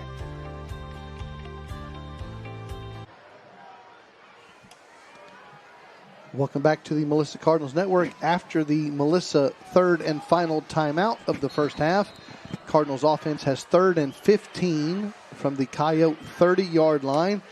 And Schuback has time, steps up in the pocket, and now he's going to be taken down for a sack. -3 yards. He had some time but couldn't get rid of it. And now, field goal from here would be about 50 yards. So this is a tough one, Robert. It's 4th and 18, 50-yard field goal. Neither one of those are really attractive options, but you're not going to punt from their 32-yard line. No, and at the very least, you have to try to give them a chance to jump off sides and see if we can get 5 yards back and then figure out a play that'll work. 4th and 18. Cardinals have 3 receivers and a tight end. And Schuback stands in the pocket, throws it on a 7 route, and it's going to be picked off by the Coyotes. That's just as good as a punt. Intended for Jacob Nye and Zadian Gentry for the Coyotes. Intercepts that ball. That is Schubach's 4th interception on the season. And it's going to be first down Coyotes at the Anna 25-yard line. Melissa has 0 timeouts. Coyotes have 1. 3:25 on the clock. And now, Robert, the job of the D is to shut them down for 3:25. Sure. And the Coyotes would have, Coyotes, I guess is how they say it. Yes, sir. It would have been better off just to slap that down and take the ball over on 4th down, 30 yards, 10 yards further upfield, I guess. Not as far as I thought. It's Andre Williams, quarterback keeper, and he's going to pick up a Coyote first down. If they take the lead with the last 3 minutes going into half, they're going to be fired up. That'll be a momentum shift, that's for sure. The purple people on the other side are sitting down right this minute, not so fired up across the way. Yeah, I don't think they're nervous. That is our biggest visitor fan attendance of the season, of the 2 seasons. Understandably so. Rolling left, throwing it into that's traffic. The interception we needed. Williams threw it across his body under pressure. Incomplete pass, 2nd and 10. Charles Dwight checks in. Go Cardinals, listening from Hawkins, Texas. Dr. John Majors watching in the great state of Arkansas. His wife Liz Majors is watching in Cold Spring, New York. You know where that is? No. It's near West Point, New York. No. Here comes 2nd and 10. That's all you need to know. 2nd down. Rolling left, throwing it into traffic again, incomplete. 2 dangerous throws from Zy Williams. Now it's 3rd down. Coach Jason Russell checks in. So I'm going to assume he's not in a ball game at this moment. Well, either that or he's a great multitasker. Well, he shan't be texting me in the middle of his own game. How's that? I don't know. Maybe they do things different in Blue Ridge. Okay. They're good multitaskers over there. 4 receivers left in a 5 wide on 3rd and 10. Zy Williams rolls left, and he's got a lot of pressure, and he's going to be taken down for a loss, and it's going to be 4th down and punt time for the Coyotes. Unfortunately, the Cardinals have no timeouts. This would be the time to use one. 2:35 and counting. And the Coyotes, if they're smart, are going to let this clock roll as much as possible before they punt the ball away to Chris Davis. Coach Russell Jr. having a good year over there as the new head coach of the Blue Ridge Tigers checks in. Says go Cardinals. I think he meant to write go Black Knights also. He just didn't. Because he's busy, as we said. Yeah, limited on his characters. 4th and 11. High snap, and the punt is by the quarterback, Williams, this time, and Davis is going to let it bounce, and it will be a good Cardinal bounce. They'll take over near their 35-yard line. 1:57, plenty of time. Cardinals lead 14-12. They're going to come back on offense. No timeouts, but just under 2 minutes to play here in the second quarter. This has been a great first half, a great defensive first half by the Cardinals. And, Coach Todd Pennington and that defense, his defensive staff and the players, they've had a great first half. First down 10, Cardinals at their own 34-yard line.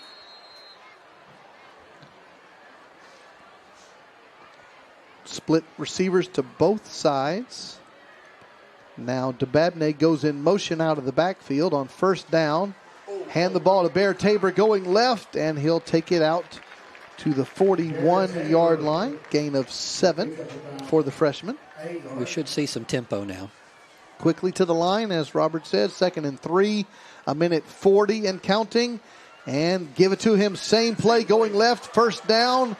And he'll fall forward. They'll spot him at the Coyote 46-yard line.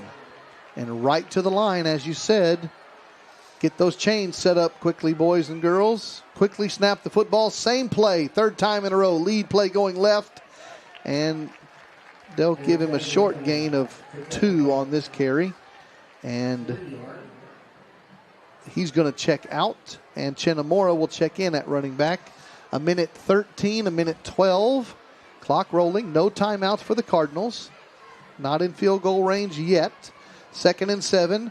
Schuback has time, rolls right, looks to throw, throws a little comeback route, caught. Get out of bounds. And Get out of bounds. coming Cut out. into Cut the out. field to play and then out of bounds. Great job. Heady play. There's Brett Poole, as you said, Robert. He's trying to win the offensive player of the game. He's got a good catch there to the 31, getting out of bounds, stopping the clock with 54 seconds. Very heady play. You could see him cut back to the inside and then remember the consciousness of where they are on the clock and made a good cut outside and got out of bounds to stop the clock. 1st and 10 at the 31. Schuback rolls left to his wide side, squares up, throws a dart, but incomplete. It ended up hitting the turf in front of DeBabnay. Incomplete. 2nd and 10. Stop the clock. 49 seconds. You are watching and listening to the Melissa Cardinals Network. Trey Graham and Robert Rich. And the Lovejoy coaches next door. 2nd and 10 from the 31-yard line. Twins right, split left. Cardinals trying to get the Coyotes to jump, but they do not. Change of play call. 1 second, and there's the end of the play clock. And no timeouts. There's nothing you can do. And dead ball. Delay game. On the 10. 5-yard penalty. Remains 2nd down. Back him up 5 yards to the 36 of the Coyotes. Reset the clock to 49. 49. Start on snap. Mr. Owens runs a tight ship around here. He's calling a good game. 2nd and 15 for the Cardinals offense. Tight end left as a wing back. And now he goes to the right side. And 2 receivers left to the wide side. Schuback in the shotgun. 2nd and long. Looks right, has time. Now he pulls it down, and he's going to be sacked. And they got to hustle. It's 3rd and long, but no timeouts. Got to get back to the line. It's going to be 3rd and 20. Well outside of field goal range now. Not so urgent. Let's get this play off. 27 seconds. Here's 3rd and 20. 22 seconds. Well, snap the football. Fake the handoff. Time in the pocket. Now he's going to roll left. And he's going to run the football. And get out of bounds. Get out of bounds. Get out of bounds. He slides down short of the first down. The 30 at the 25. And that is, as you say, going to run out the clock because it was short of the sticks and not out of bounds. He had the field to get out of bounds, but didn't. So the clock will expire, and we've played 1 half of football here at Coach Kenny Deal Stadium. And your Cardinals lead the Coyotes 14-12.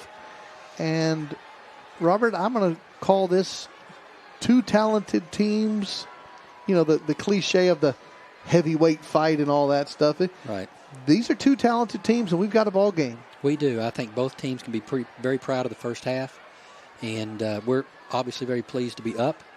They'd certainly like to see it reversed, but both teams have played well. 14-12, it may as well be tied. So we'll have a great second half, and it's good. Like I said, where else would you want to be tonight?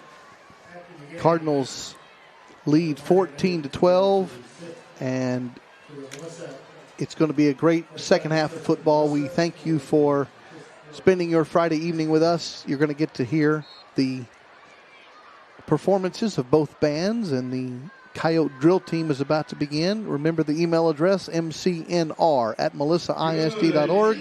Please enjoy the halftime performances, and we'll see you in just a few minutes. Please welcome to the field the award-winning Anna High School Coyote drill team.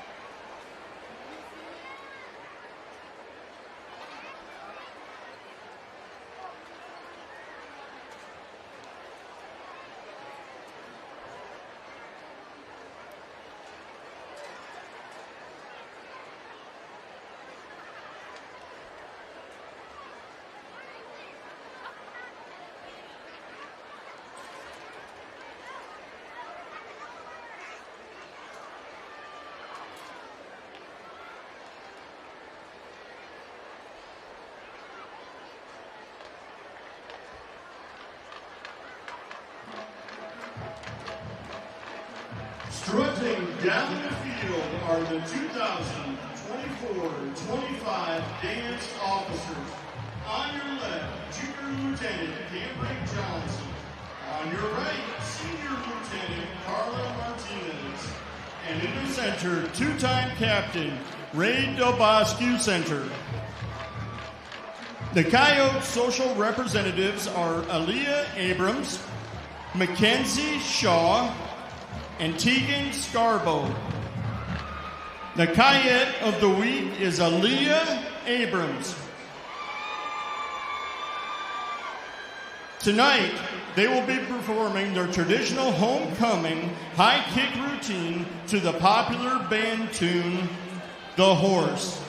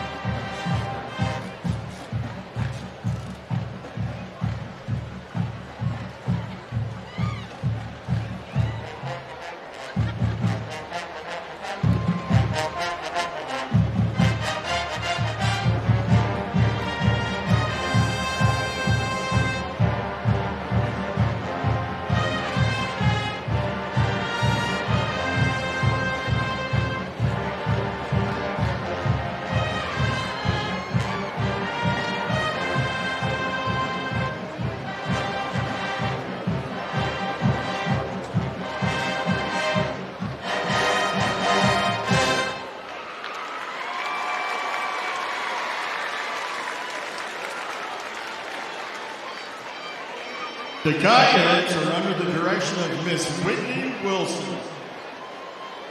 The Coyotes drill team would like to thank our amazing sponsors for their love and support.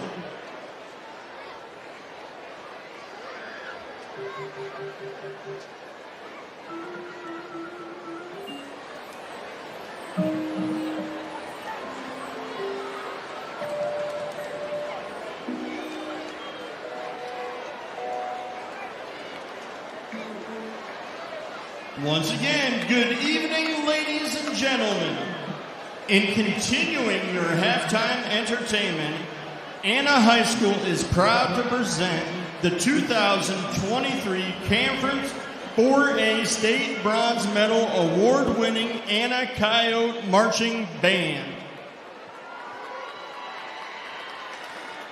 This week, the Coyote Bandsmen of the Week are Clara Britchett and Raison De Leon. This week's sketch of the week is the Mellophones. This week's guard member of the week is Alex Lopez. Tonight, for your halftime entertainment, the Coyote Marching Band will perform a portion of their UIL competition show entitled Fantasy. Featured performers are Veronica Rodriguez Morales, Annabelle Canari, Richard Della Torre, Chloe Wilson, Chandler Lichnowsky, Colton Roper, Andrew Walls, Jack Hopper, and Avery Jones.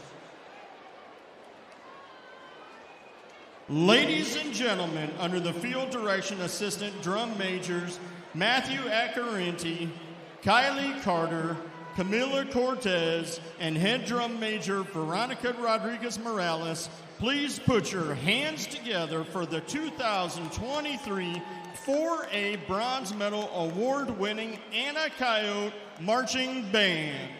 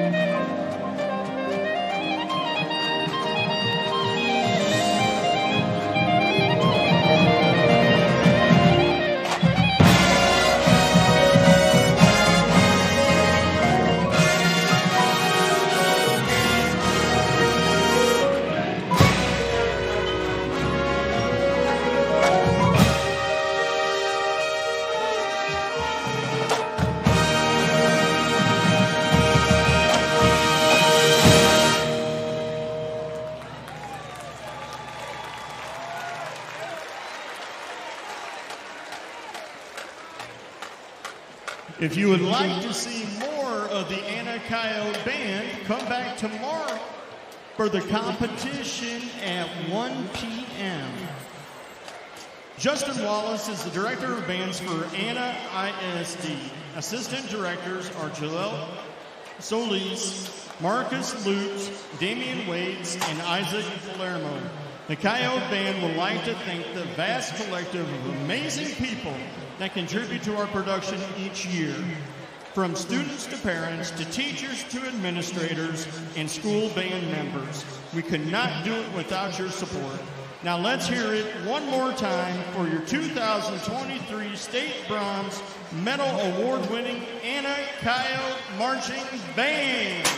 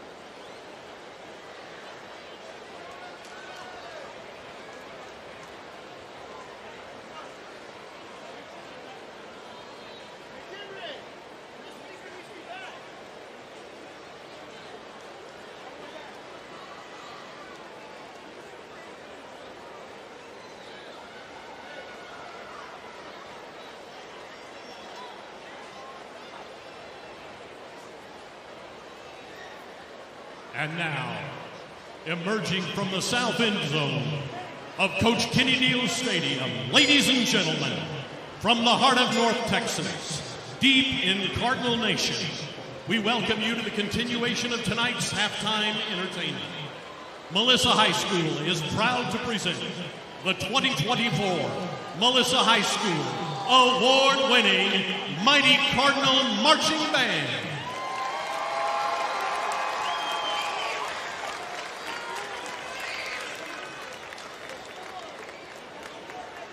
The band is under the direction of Jerry Wharton, Zachary Robinson, David Landry, Michelle Hennigan, Clay Singletary, Marley Doherty, Dahlia Lee, and Chris McHenry. Additional staff include Phil Martinez, Zach Cavender, Scott Mills, and Savannah Shapley. Tonight, the band is led under the field command of drum majors Kyle Nichols, Addison Thomas, Jackson Day, and Hayden Hadnot. The section of the week is the trumpets. Tonight, the Mighty Cardinal Band will be performing a portion of their 2024 UIL competition show entitled Pop-Up. Drum Major Kyle Nichols, you may begin your performance when ready.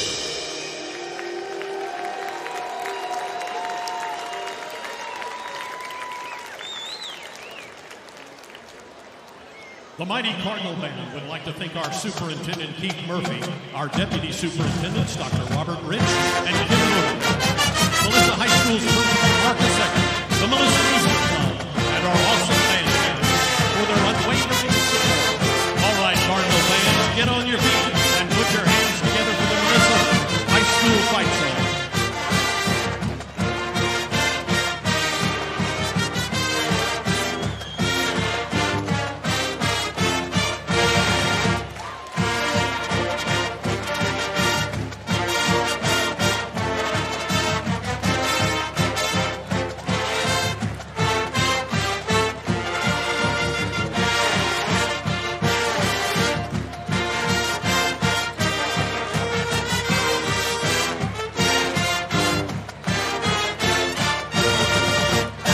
We say good luck to both of these fine bands as they compete tomorrow at the Director's Assistant Marching Showcase held right here at Coach Kenny Deal Stadium.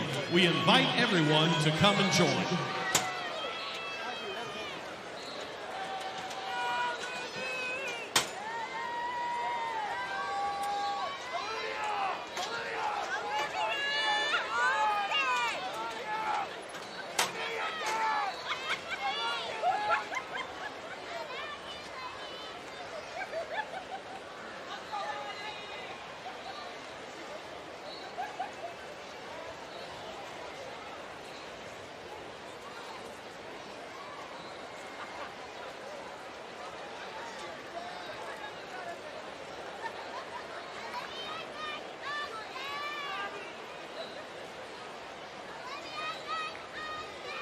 Ladies and gentlemen, it's time to show off those dance moves. Get ready for the dance cam. Brought to you by Uptown Cheapskate. We're looking for the best moves in the stands. So grab your friends and let's see what you got. This is your moment to shine. When the camera zooms in on you, make sure to give us your best dance face and those epic moves. So who's ready to get this party started? Let's see that energy.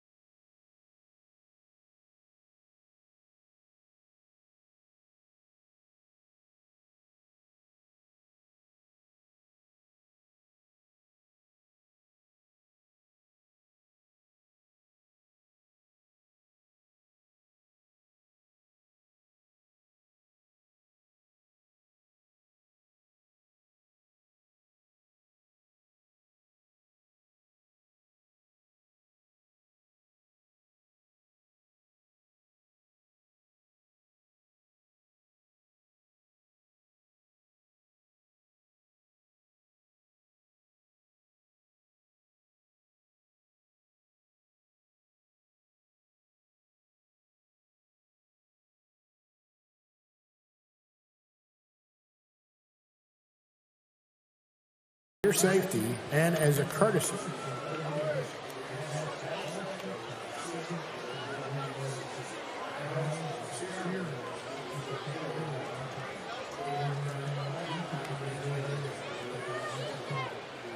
Welcome back to the booth here at Coach Kenny Deal Stadium. You are enjoying some of our first half highlights as we're about to get this third quarter underway. Cardinals leading 14-12 here in a rivalry matchup. Please reset the clock to 12 minutes. 12 minutes. The Melissa Cardinals hosting the Anna Coyotes for the 13th time ever in school history. 14-12 is our score. Melissa won the opening coin toss, chose to defer until the second half.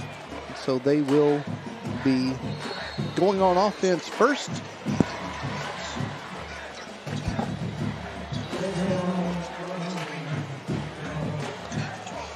They will go on offense first as the Coyotes will kick off to begin this second half. Kick it into and out of the end zone, touchback, and the Cardinals offense will come out on the field to begin the third quarter, led by their junior quarterback, Noah Schuback, who, as Robert, you predicted, it would be a mostly ground-based offense for the Cardinals. Noah is only 4 of 7 passing in the first half with 128 yards, excuse me, 2 touchdowns and 1 interception. So the Cardinals have rushed the ball for 86 yards and thrown the ball for 128, but only on 4 completions. Yeah, we talked about the 10 interceptions earlier. We haven't even thrown 10 passes in this game. That's yes, sir. It's a handoff on the first play, and that was Noah giving it to Bear Tabor for a gain of 1. What Robert was referencing, we mentioned the Coyotes have only defeated Melissa one time ever back in 2010, and Melissa threw 5 interceptions in that game that the Cardinals lost. We're going to check the other scores in our district here in just a moment. 2nd and 9. Twins right, split left, and fake it to Bear Tabor. Throw a little tight end screen route, and Reese Carter will catch it for a short gain, but a flag on the play. Cardinals lead 14-12. Frisco Emerson's leading Frisco Memorial 28-0 second quarter. Prosper Walnut Grove all over Denison 49-7 in the fourth quarter. And our referee, Steve Owens. We have personal foul, hands to the face, on the defense, number 5. 15 yards for end of the play, automatic first down. An automatic first down on the defensive penalty for the Cardinals, giving them great field position. Coyotes defense flagged for hands to the face. 44-yard line, first down, Cardinals just underway with a 2-point lead in the third quarter. Twins left, fake the handoff, looking left, throwing a post route. There's Brett Poole, and he couldn't bring it in. Couldn't bring it in. I don't think that's the last time tonight we're going to see that play. We've seen it go for a touchdown twice already.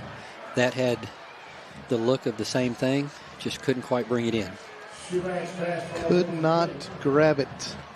Wide open, nice throw, good route. All that was left was to secure the football. 2nd and 10. And there's the snap. There's the handoff to the freshman, and he'll back it forward for about a yard.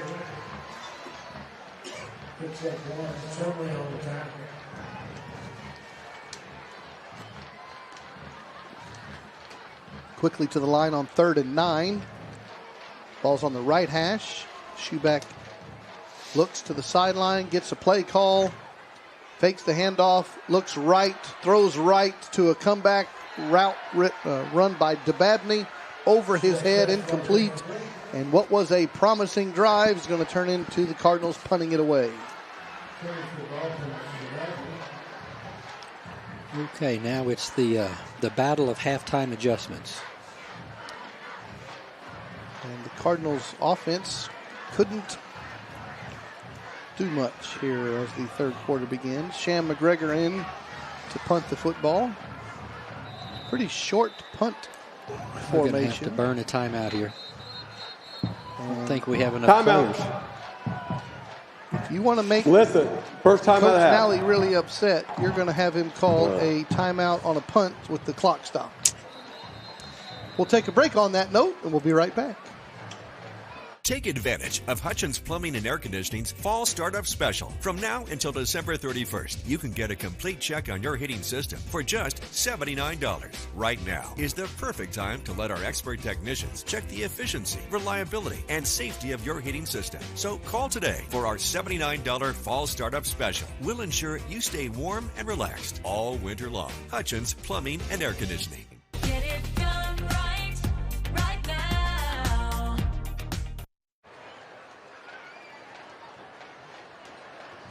All right, 4th down and 10. Please reset the game clock to 10:30. 10:30. The referees, the officials, keep the official clock on the field. And when the scoreboard clock doesn't match, they'll square them away. After the Cardinals timeout, 4th and 10. Now we'll snap it back to the punter, McGregor, who gets it away. It's going to be a good kick and doesn't take much of a bounce. It will be spotted near the 22-yard line for the Coyotes' first offensive drive of this second half. Ziondre Williams, the talented junior, number 8 for the Coyotes, 15 of 25 passing, 126 yards. He's also run the ball for 20 yards. And as expected, Edward Chumley has been their leading rusher tonight. And Mr. Chumley plays both ways. He was just on the field on defense. You don't see that very often in the 5A classification. But when you've got an athlete with that much ability and skill, they definitely want to utilize him. They'll hand the ball to Chumley, and he'll pick up 5. And so, Robert, in this new generation, this is called the Travis Hunter effect. Yep. From the Colorado Buffaloes. Mm-hmm. All-American receiver and DB, Travis Hunter. 2nd and 5, fake the handoff, or actually give it to Chumley late, I guess, and pick up 2 on the play. 3rd and 3. 3rd and 3, so an opportunity to get off the field. You are listening to and watching the Melissa Cardinals Network. This is Trey Graham and Dr. Robert Rich, Deputy Superintendent of Schools, here in the press box at Coach Kenny Deal Stadium. And there's trouble on there. Exchange on the shotgun snap. Zy Williams has to fall on it, and the Cardinals are going to get the Coyotes off the field and make them punt it away. A little sloppy by both teams to come out, but they'll hit their stride. Our email address, mcnr@melissaisd.org. We've got some friends checking in. We'll get to those in a moment. mcnr@melissaisd.org. Good opportunity to flip the field here. Chris Davis back. It's a high snap, but they get it down and get off a good kick. Davis will take it and drop it. And there's a scramble for the football, and the wrestling match is on, and the Coyotes come up with it.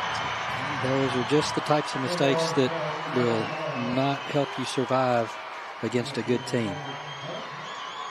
Well, we flipped the field, but not the direction we wanted.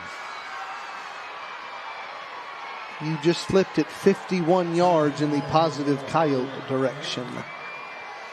So they punted away. Cardinals mishandle the punt return.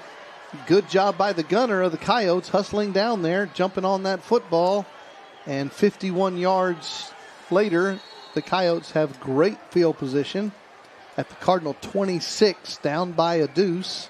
8:38 to go, third quarter. 14-12 is our score. And that was a high snap from the center. The quarterback made a very athletic play to go high and get that and get off a great punt.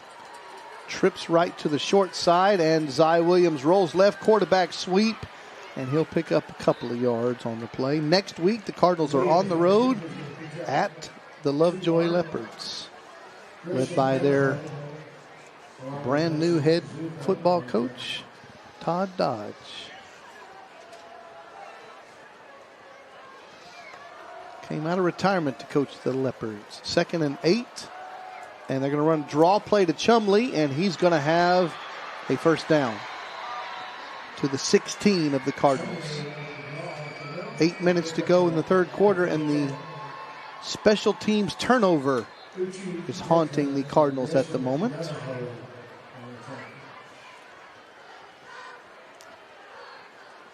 Coyotes not huddling, but letting plenty of clock roll.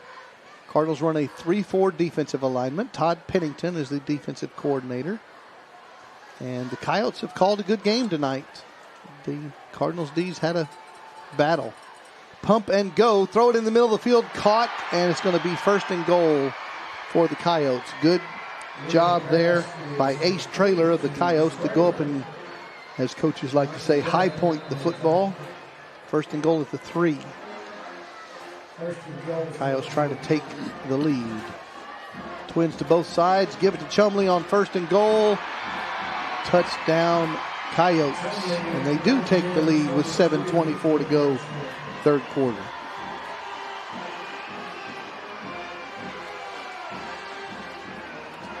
One thing I would say between last week's shootout, this week's pound and grind, very impressive. Which Anna has shown they can play all different kinds of football.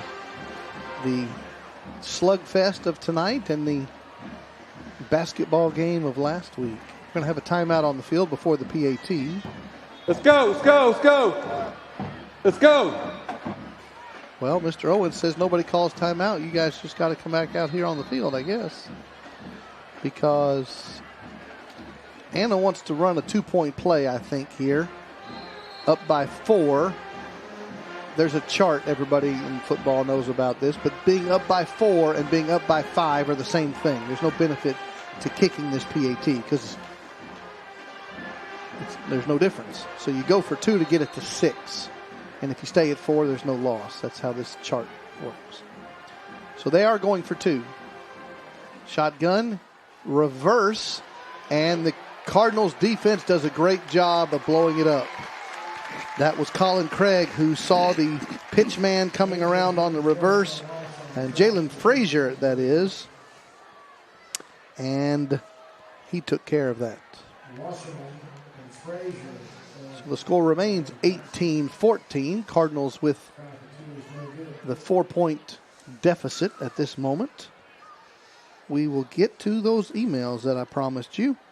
Jason Russell did check back in with the appropriate Go Black Knights. And he signs this Jackson and Jarrett Russell. So we've got Russells of all generations checking in.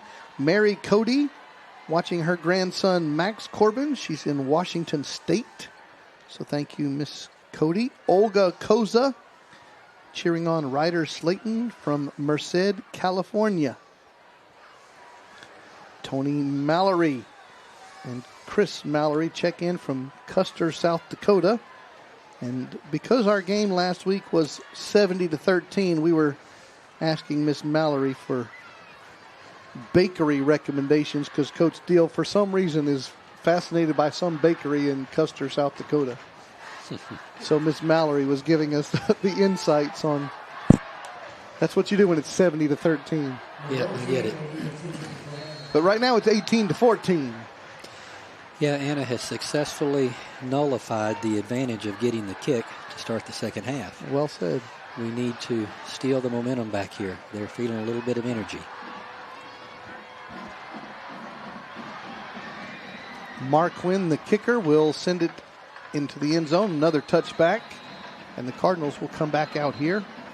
Starting again at the 25-yard line. They did this to start the quarter and had to punt it away. And then forced the Coyotes to punt, but muffed the punt return, giving the Coyotes a short field, turned it into 6 points.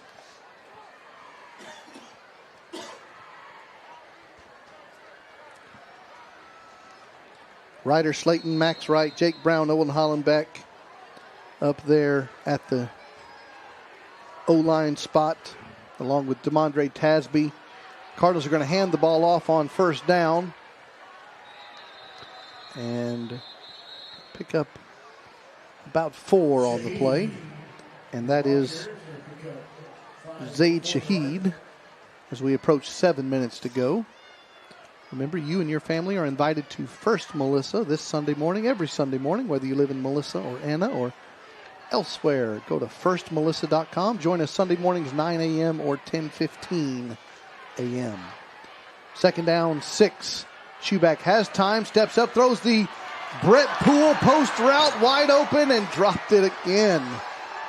There's 2 times in a row. Unfortunately, Poole couldn't bring it in, even though he runs a good route. Noah puts a good ball there. He's got 2 touchdowns in the first half. He could have had 2 here in the second half. Well, we're tied. 2 that worked out and 2 that didn't. Let's go back to the well. Yes, sir. And let's catch it this next You time. said it was going to come back, and there it was. Unfortunately, it was another drop. 6:44 on the clock. Here comes 3rd down, 6. Well, they've done nothing to stop it. It's there every time, so we'll see it again. The other Poole, Jaden Poole, is in the game at receiver as well right now. Both of them former Anna Coyotes. Here's a 3rd and 6 play. Fake the handoff. Trying to set up a screen, looks like. Now he's going to go downfield to Dababneh. And He's there early. It was Where's a the lot flag? of contact. A lot of contact. No flag on the play. Dababneh was the intended receiver. And there was a curl route. And as Roberts called it, the Coyotes were maybe a little early on the contact, but no yellow hanky, and the Cardinals 2 drives in the 3rd quarter and now 2 punts. Well, it was close. The call could have gone either way, but it's just something as a Cardinal fan you hope goes your way, and it just didn't that time. 4th and 6. Sham McGregor will punt this one away, and it's going to be a low line drive and bounce, and the Coyotes will have pretty good field position. We're halfway through this 3rd quarter. Cardinals trail 18-14. Make sure you follow the Melissa Cardinals Network on Facebook. Make sure you subscribe to Melissa ISD on YouTube. Every Monday evening you can watch the Cardinal Scoreboard Show. Why wouldn't you want to watch Coach Matt Nally and I talk about Cardinal football every Monday? And we did mention it, I believe, that the Black Knights had a big win last night over the Temple Owls. That'd be the 4-0 undefeated Black Knights. Sounds like they've had a big win 4 weeks in a row. They have, yes, sir. 8 in a row, actually. 8-game winning streak going back to last season. 1st and 10, Zy Williams. The ball comes loose. They're going to throw a flag. But did he mean to throw a beanbag? I don't know, but they're going to call that a face mask against the Cardinals. And the ball coming loose, they must have called that incomplete forward pass. He was in the grasp as the ball came loose. Now, Zy Williams called face mask, but the officials not yet. Miss Mallory Peel checking in, one of our most faithful and youngest Cardinal. Well, you certainly hope it wasn't face mask. They had him dead to rights for a 10-yard loss. That should have been intentional grounding. Mr. Owens maybe waving this one off. Let's see. He threw a second flag. You're going to be offsetting penalties. Would you agree, Steve? We have 2 fouls, 1 on each team. Personal foul, face mask on the defense, number 5. We got intentional grounding. Nobody in the area on the offense. That penalty's offset. Replay, 1st down. We'll take that. That's as if it never happened. And the quarterback does a nice job, picks up the flag, gives it to the official. And we've got 4 Coyote coaches on the field now having a chat with the official. 6:23 to go, 3rd quarter. Cardinals down by 4 points. Cardinals looked like they had a sack, grabbed the Coyote QB by the face mask, and then he threw the ball away for intentional grounding penalty, offsetting, and let's do 1st down again.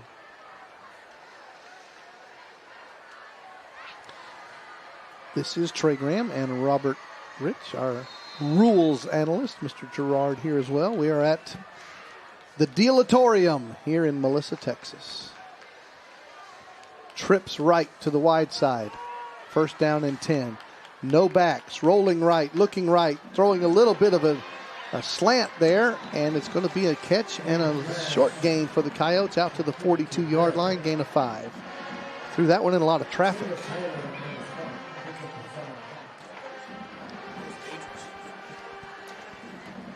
Second down coming up. Halfway mark. And under now 6 minutes to go, 3rd quarter. Anna has done a great job of protecting the ball. We've had a chance on a few tip balls. Linebackers have been doling out some pretty heavy hits, trying to separate receivers from balls, and they're wrapping it up. 2nd and 5. Trips left to the wide side. Again, no backs. And we're going to have a false start penalty called against the Coyotes. Prior to the snap, false start on the offense, number 77. 5-yard penalty, remains 2nd down. Robert, you and I have been around the Melissa Cardinals network for a long time. In fact, you and I were in the room when we started this thing 17 years ago. Yep. And here's one of the cool things about it.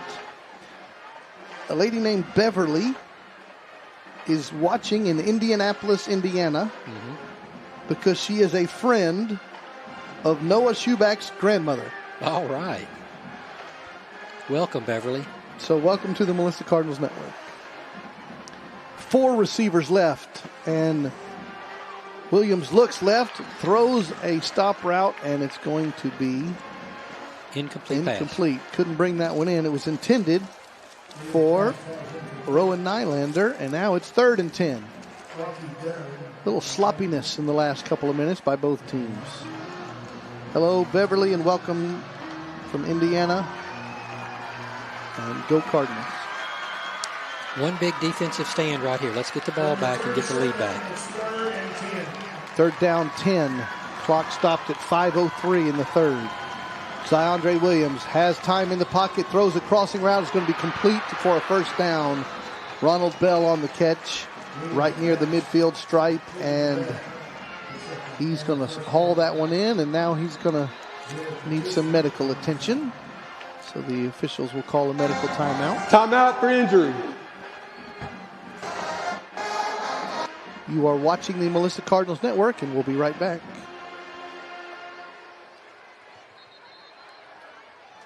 My name is Amory Age. I'm a senior at Melissa High School, and I'm part of our engineering CTE program. When I took the first class, I just fell in love with it. Designing things and getting to be creative, but then also applying the problem-solving skills, I just immediately knew this is where I'm supposed to be. Freshman year, I actually had the opportunity to get my Autodesk Inventor certification. A lot of the things that I learned are helping me in my practicum. As we resume play after the injury timeout, 1st and 10 Coyotes. Chumley will take the handoff and push the pile forward for about 2 yards into Cardinal territory. 4.5 minutes to go in the 3rd. Coyotes have the only 6 points of this second half. Yeah, that looked like it was going to be stopped for a loss. They got to him quickly, but he's just so strong. He still picked up 2 yards. 3 yards. Yeah, they gave him a good spot. The Coyotes slowly coming to the line. No huddle. Twins to both sides. Ziondre Williams. Chumley in motion. He looks to him, throws another crossing route in the middle of the field, and it's going to be an incomplete pass. He threw a ground ball there on a little curl route, and it's 3rd and 7.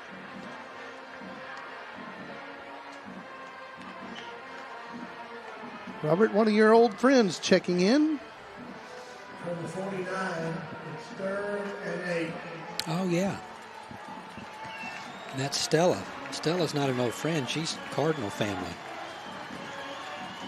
Mrs. Stella Lopez checking in from Lubbock says hello to Dr. Richard. Longtime member. Yes. He'll throw that ball into Jacob Wasserman's hands, and he picks it up. Look and the at big that. fella picks it off and takes it deep into Coyote territory. Hey, that happened just like it did for the almost 20 years that Stella worked here. Every day she showed up, something good happened. Okay.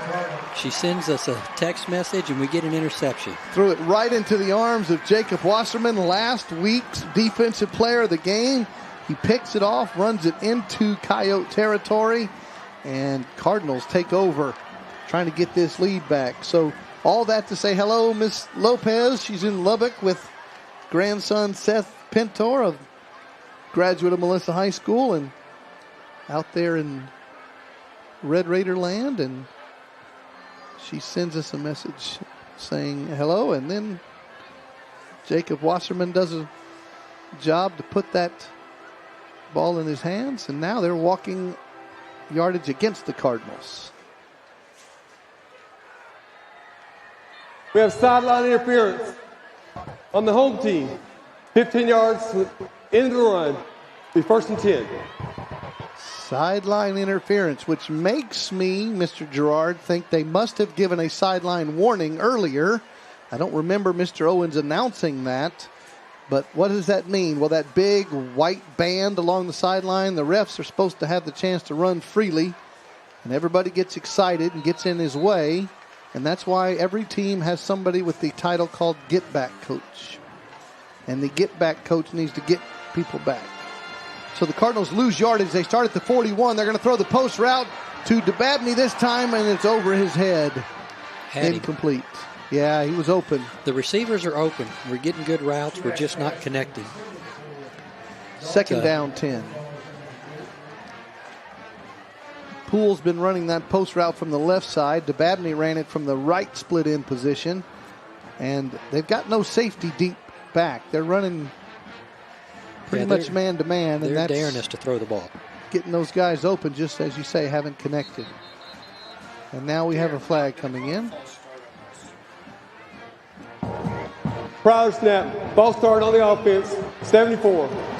5-yard penalty. Remaining 2nd down. So the Cardinals had a great defensive play by Jacob Wasserman. He ran it down to the 23-yard line.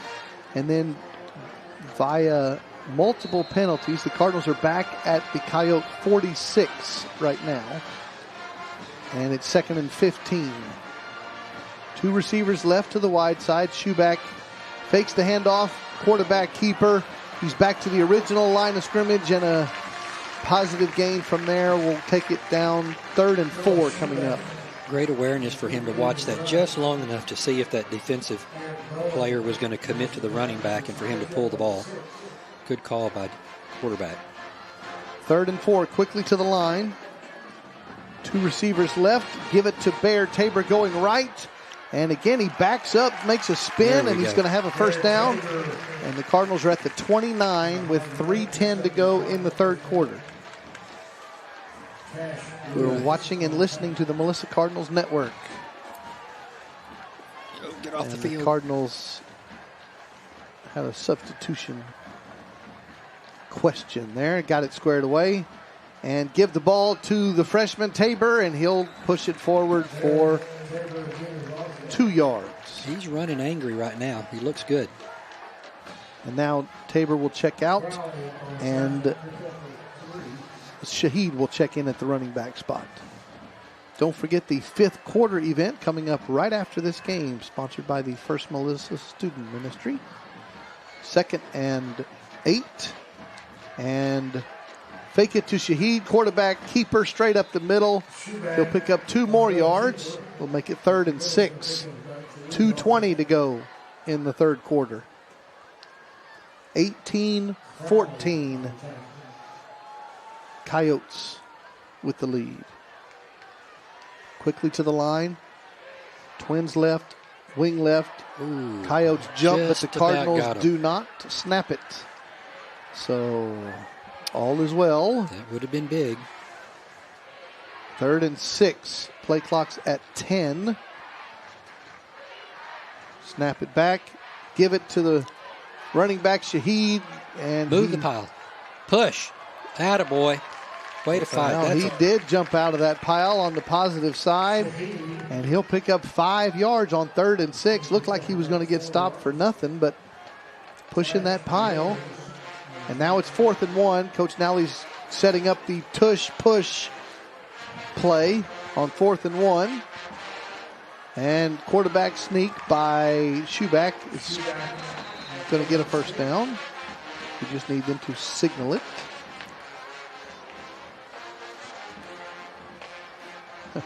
Coach Parr's over there looking straight down the line of scrimmage. He is studying it like he's going to get the challenge or something. And they do call it Cardinals first down.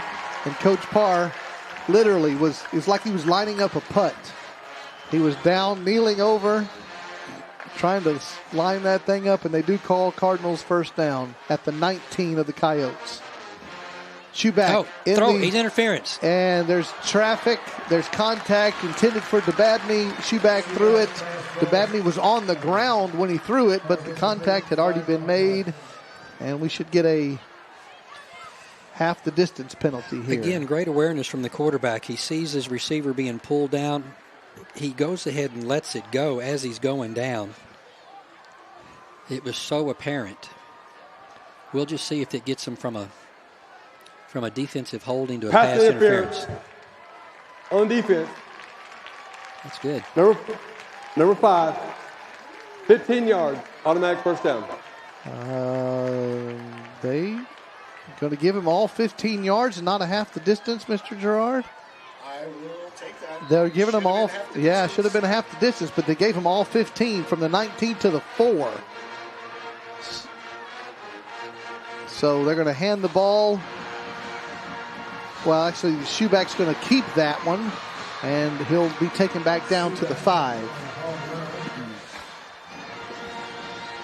That was at the 19. Half the distance would have put it just around the 9.5, but they gave it the full 15 and put it at the 4-yard line. Shuback's head went down hard on the turf. He looks a little shaken up. Cardinals have used one timeout already, and Matt now is going to call timeout number 2. Timeout. If Mr. Shuback had taken a seat, they could have had that as an injury timeout. But the Cardinals call timeout number 2, trailing 18-14. You'll join us again right after this break.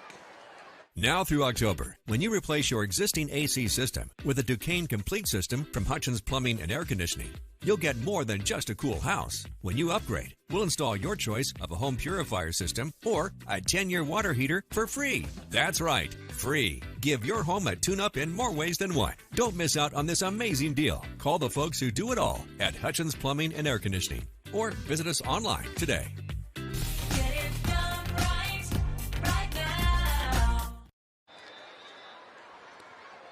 Welcome back to the Deal-a-Seum. This is Trey Graham and Robert Rich joining you. 40 seconds to go in the third quarter. We have an injury on the field, and the Cardinals used a charged timeout.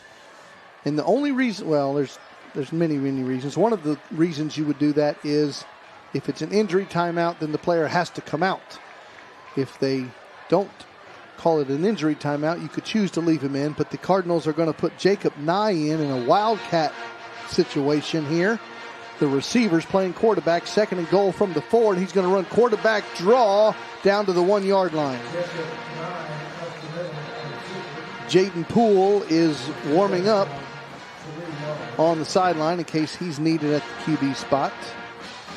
But Jacob Nye ran that wildcat quarterback draw, 3rd and goal from the 1, and you might see the same kind of play call. And the officials are trying to stop the clock. Mr. Owens was trying to get some order here. Now he resets the play clock, but it didn't reset. Letting the quarter run out. That's what's going on. Okay, the Cardinals do let the final few seconds of the third quarter expire. And it was 14-12 Melissa at half. It's 18-14 Anna at the end of 3 quarters.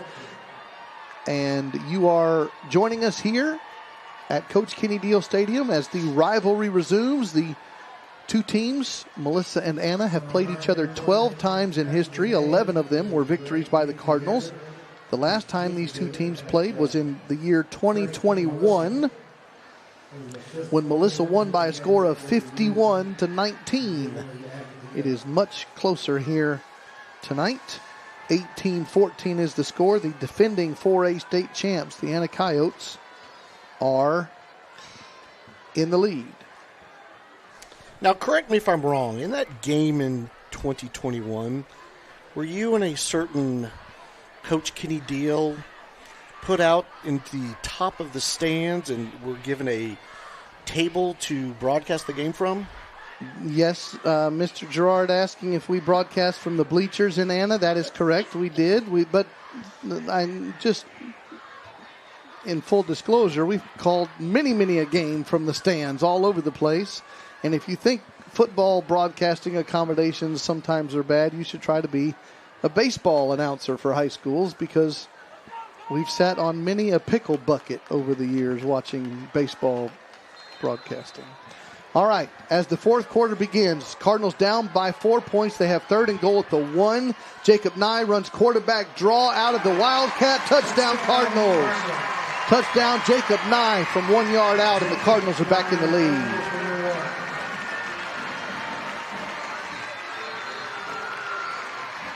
(20-18). And remember, we were talking about that famous chart, and when do you go for 2 and when do you throw it, and go for 2 and when do you kick and all that. In this situation, when you're up by 2, you want to kick this one to go up by 3, so a field goal can only tie you. So that's what they're doing. And Nick Hernandez will be on the righty to kick this one, and the kick is up, and it is perfect. And the Cardinals lead 21-18, up by that 3 mark. Just underway here in the final stanza. Our touchdown sponsor tonight, Crosslands Construction. Our extra point sponsor, the good friends at the Dugout Sports Grill. Cardinals were inside the red zone, so thank you to the LaCour Family Foundation for being our red zone sponsor. And here we are in the third quarter. Brady Paxman State Farm Insurance is our replay sponsor for this quarter. We want to thank George James Realty for being our second quarter replay sponsor. Thanks to all of the friends who bring you now 17 years of the Melissa Cardinals Network. Prosper Walnut Grove has defeated Denison 49-21. So Prosper Walnut Grove surprising 4-0, 2-0 in the district, and Denison falls to 0-5, 0-3 in the district. The Yellow Jackets having a tough go. That felt like a very difficult quarter, but I know we carried over a few seconds into the fourth quarter, but in essence, we won that quarter. We scored 7, they scored 6. Yes, sir. It didn't feel like it. I'll take a 7-6 yes, quarter sir. here, too. Yes, sir. Cardinals lead by 3 as we are just underway in the final stanza. Nick Hernandez, who kicked that PAT, will kick the short pooch kick, his first one of that variety, and the Coyotes will return it from their 22, going left to the 25 and to 30 and out to the 40-yard line. Good return for the Coyotes. And the Cardinals D has their responsibilities as they come out, led by Todd Pennington. They'll run that familiar 3-4 alignment. And well, you can tell we're in the fourth quarter, getting just a little bit chippy on that return. Frisco Emerson continues to lead Frisco Memorial. We mentioned last night Frisco Independence defeated Frisco Liberty in our district.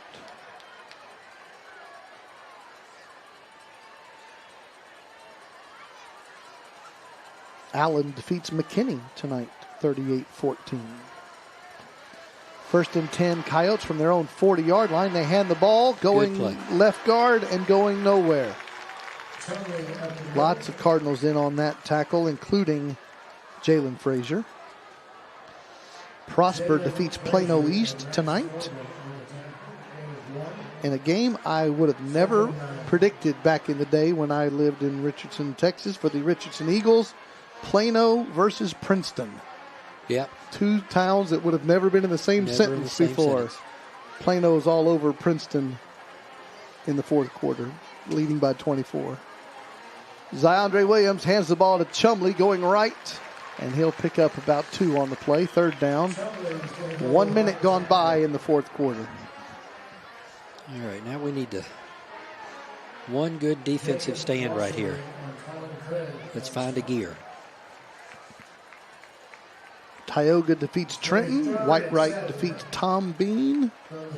Leonard's all over Callisburg in some local action. Here's 3rd and 7. Twins to both sides. Zyondre Williams looks right, throws right, and it's going to be caught right at the sticks.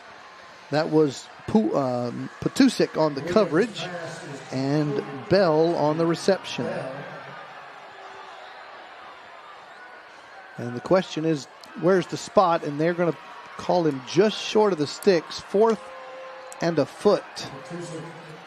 And Coach Seth Parr sends out the jumbo package for the Coyotes, going for it on 4th and inches. Now they're in pistol, not under center. They're in pistol on 4th and a foot. And they're going to hand the ball, and Chumley's going to push the pile for a first down. He does such a great job of wrapping that ball up, and he hits the hole hard. Yeah, that's pistol, but it's basically like I formation, and just hand that ball, and it's first down, Coyotes. They needed a foot, and they got 3 yards. 10-20 and counting. Cardinals leading 21-18 in this Collin County Highway 5 rivalry game. Andre Williams throws a crossing route. It's going to be tip drill, intercepted by the Cardinals. Interception for Melissa by Antonio Sparks. And the Cardinals take over on offense at their 44-yard line. Tip drill knocked up in the air by Jared Patusek, the guy with the club in his hand. Yeah, He's only got one hand. He ran off the field showing off his cast. I think he created that interception with his cast. It bounced up in the air. Sparks with a good heads-up move. Comes down with the tip drill interception, and the Cardinals are on offense with the football and the lead. Ball. Sideline interference. Again. On the defense, 15 yards to end the run will be first down. Melissa. Robert, we can go a whole year without a sideline interference 15-yard penalty, and the Cardinals have 2 in the second half tonight. The get-back coaching film will be watched later on. Well, we just need to get back further, Coach. Well, okay. Because it's never been called that in the history of the sport, but you just named it. The ref needs a little bit wider sideline than your average ref. We need to get further back. Okay. All right, hand the ball off on first down. A little cross-buck action, and Dababneh with the carry. And they're going to give him a bad spot. They're going to spot him at the 32. Looked like he was near the 35 on that. But they say the knee came down. So it's 2nd and 7. Now let's see what the Cardinals do with the clock here. And Schuback is back in the game at quarterback. Play clock is at about 9 seconds when they snap it. Give it to Bear Tabor. He's able to turn the cord going left. Brett Poole with a downfield block, but a flag comes in. Bear Tabor on a great run around the left side. That was a first down run, but we do have a flag. We also have an injury timeout on the field. I didn't see the penalty. I don't know if it was a late hold or... I think it might be. Brett Poole was downfield as the receiver blocking. The Cardinals were able to turn the corner, going left there by Tabor. Here's the officials. Good holding on the offense. Number 2. 10. 10. 10. 10 yards to spot foul. Replay second down. Okay, I told you we don't usually get sideline warning penalties or sideline Correction, interference penalties. 0. Thank you very much. I was about to say you don't get quarterbacks called for holding. So number 10 is the quarterback, and he was not actually holding on the play, but it was 0, not 1-0, just 0. So Brett Poole downfield blocking, but they did call him for, unfortunately, the holding penalty. 10 yards from the spot. It was downfield, so back it up. It'll make it 2nd and 5 after all that. Still a 2-yard gain. And you should have seen Schuback, the quarterback, saying, what do you mean it's called for holding? Well, we knew he was thinking about it. I was way back here. Here's 2nd and 5. And they're going to hand again a little cross-buck action and pick up 4. Dababneh on the carry. 3rd and 1 with 9 minutes to go. Reese Carter, the tight end, will check back into the game. Tyler Montgomery will check out. Under 9 minutes. Clock rolling. And Cardinals letting a lot of play clock roll here. It's at 15. We're going to get push here on 3rd and 1. And the pile doesn't move very much.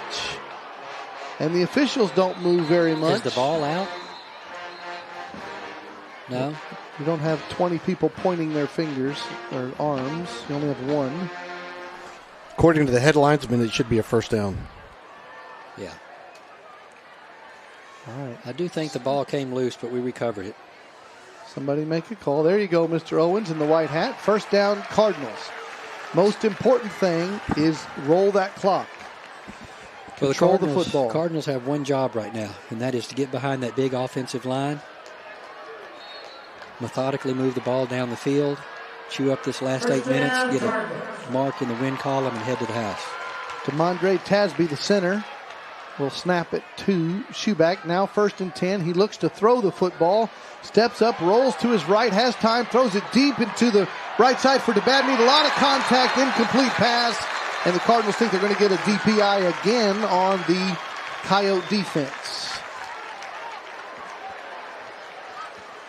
8:17, the clock stopped. We've got 2 flags, one by the line of scrimmage and one by the DBs downfield. I think Steve's telling us this may be another sideline warning. I'm going to have to update the school record book. Yeah.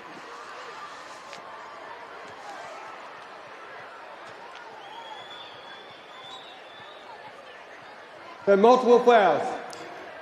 Holding on the offense, number 70. On the defense, with pass interference on number 6, White. Penalties offset. We'll replay first down. All right, we still have only 2 sideline interferences on the books, but we have offsetting penalties there. Holding offense, defensive pass interference.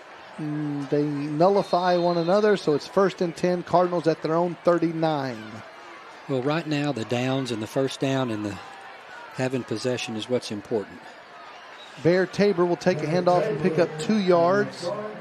And the clock will go under 8 minutes on this play. Cardinals leading by 3 points against the defending 4A state champs. Remember our email address, mcnr@melissaisd.org.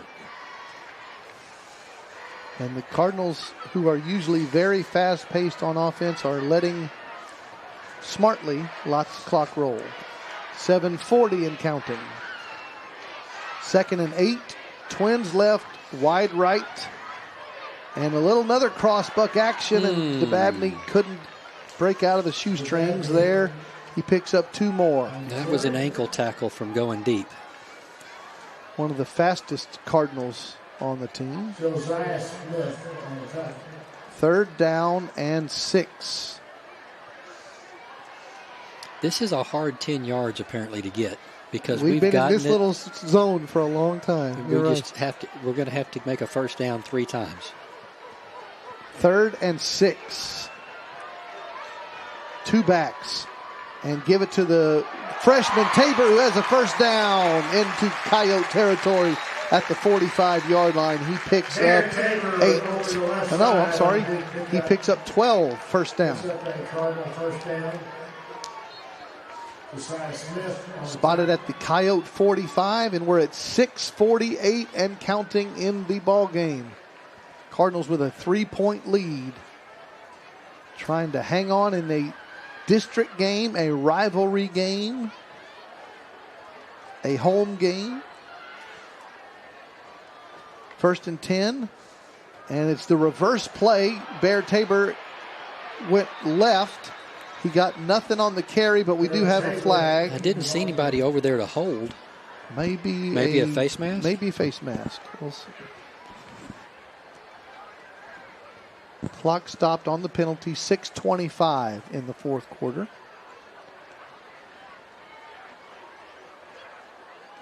Nope. We have holding on the offense, number 1. 10 yards from the previous spot. Replay first down.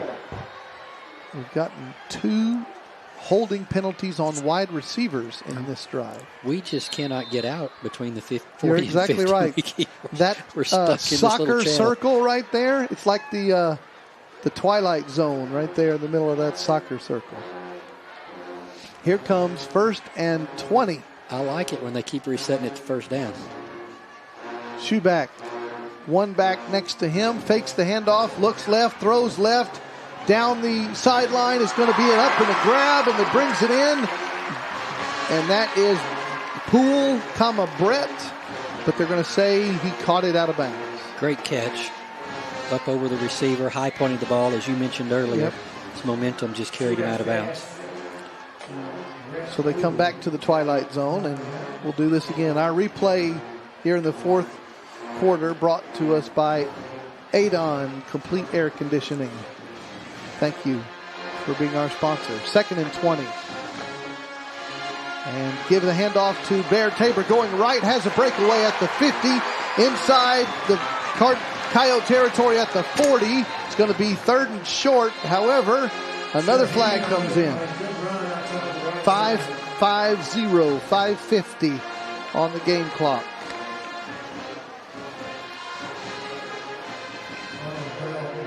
You can't exit the twilight zone, Robert. You just get sucked back in. Holding on the offense, number 1. We're back there again. 10 yards from the spot of foul. Still 2nd down. This is now 2nd down and 30. We need to be careful here. This ball game is not over. It's 10 yards from the spot. Oh, good point. So they're going to spot it at the Cardinal 46. So it is almost forever. Yep. In the old days, we'd call this 2nd down and a cab ride. Yeah. 2nd down in Grayson County. Here we go. 2 receivers right, 1 left. Hand the ball out of the shotgun. Got a good block downfield and a nice run. And Shaheed will take it to a 1st down, and they're out of the twilight zone. 1st down Cardinals at the Coyote 34-yard line. A new set of downs. Allow them to run some clock. 5.5 minutes to go in the ball game. This is where that big offensive line starts to lean on you in the fourth quarter, and this is just, we could not have asked for a better scenario. We just need to execute for 4 minutes, 5 minutes. 2 receivers left. The tight end goes in motion, sets up wing left, and they're going to hand the ball to Shaheed again. Going right, gets a little bit of a seam at the 20, down inside the 15, spot him at the 11-yard line, or 12-yard line they'll call it. And we're going to go under 5 minutes when we have an injury timeout here at 5:01 on the game clock. Great job by Saeed following his blocker and then turning on the Jets once he got past the line of scrimmage. You know, one difference between this season Please and many reset of the them game clock in the to past, 5:10. 5:10. When we get a play that works, we keep going and going again and again and again. We will ride that till she bucks you off. I love that. Yeah, absolutely. I mean, the purpose of the game is to do what they can't stop. So if they're not stopping it, you keep doing. I know we only have 5 minutes left. If we get the ball back, it won't happen. I thought we might see that route again that has been so successful tonight, but if we can score here, that won't pop back up. The injury timeout stops the clock. 5 minutes. They'll say 5:10 on the game clock. It's going to be spotted at the 12-yard line of the Coyotes. You're definitely in field goal range. Field goal would make it a 6-point game. Cardinals lead by 3, 21-18. 1st and 10 at the 12. So the Cardinals can get a 1st down without a touchdown.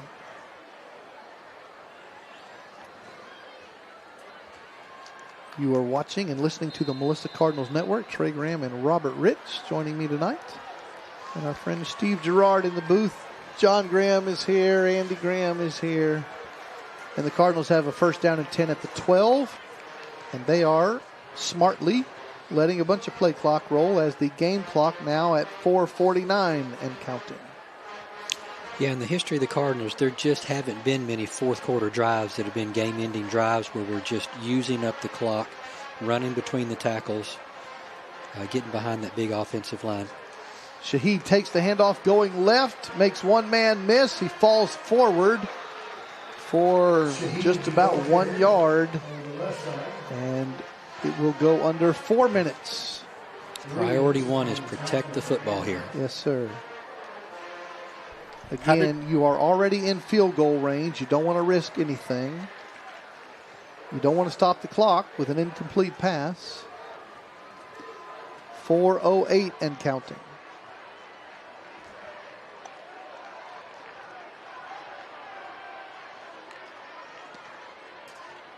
Hand the ball off going right. Shaheed makes one man miss, and then he's going to get stuck. And it's no gain. 3rd and 10 coming up.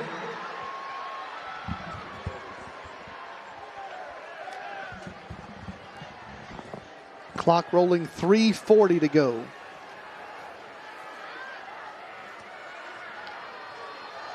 And Cardinals have a 3rd and 10 from the 12. I say again, you are in field goal range. Field goal from here would be about 30 yards, which is well within the range of Hernandez or McGregor.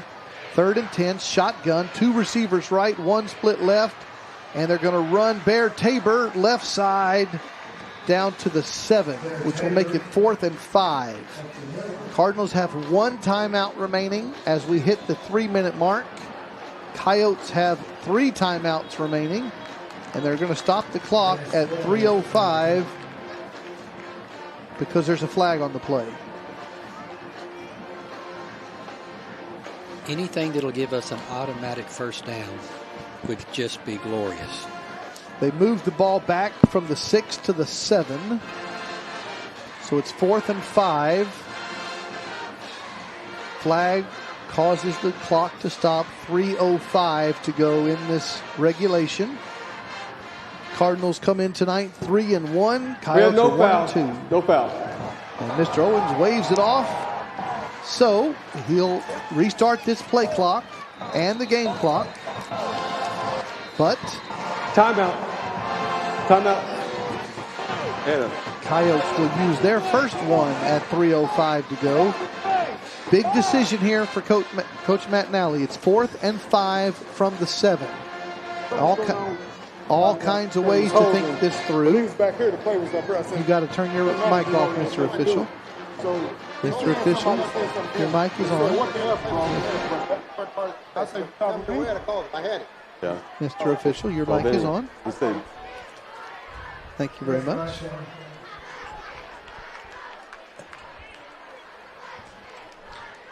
Mr. Official, you finally got your mic squared away. All right, let's go over this again. Scenarios. 4th and 5 from the 7. Kick a pretty easy field goal. You go up by 6. You go for it and get it. Maybe you get a touchdown. Maybe you get a 1st and goal and you run more clock. You go for it and don't get it. You give them a long field. I like the decision. And the answer is base offense. No field goal. You at least try to get them to jump off sides. 4th and 5 from the 7. Bear Tabor in the backfield next to Schuback in the shotgun. And they do try to get the Coyotes to jump, and they move a little bit, but no flag.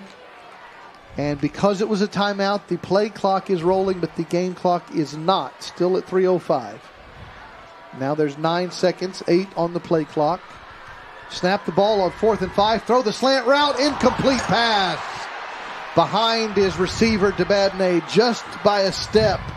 And it's an incomplete pass, and the ball does go over on downs. And it's a long field. Coyotes have 3:01. They have 2 timeouts, and a field goal will tie you. And they already have a field goal tonight from Marquin.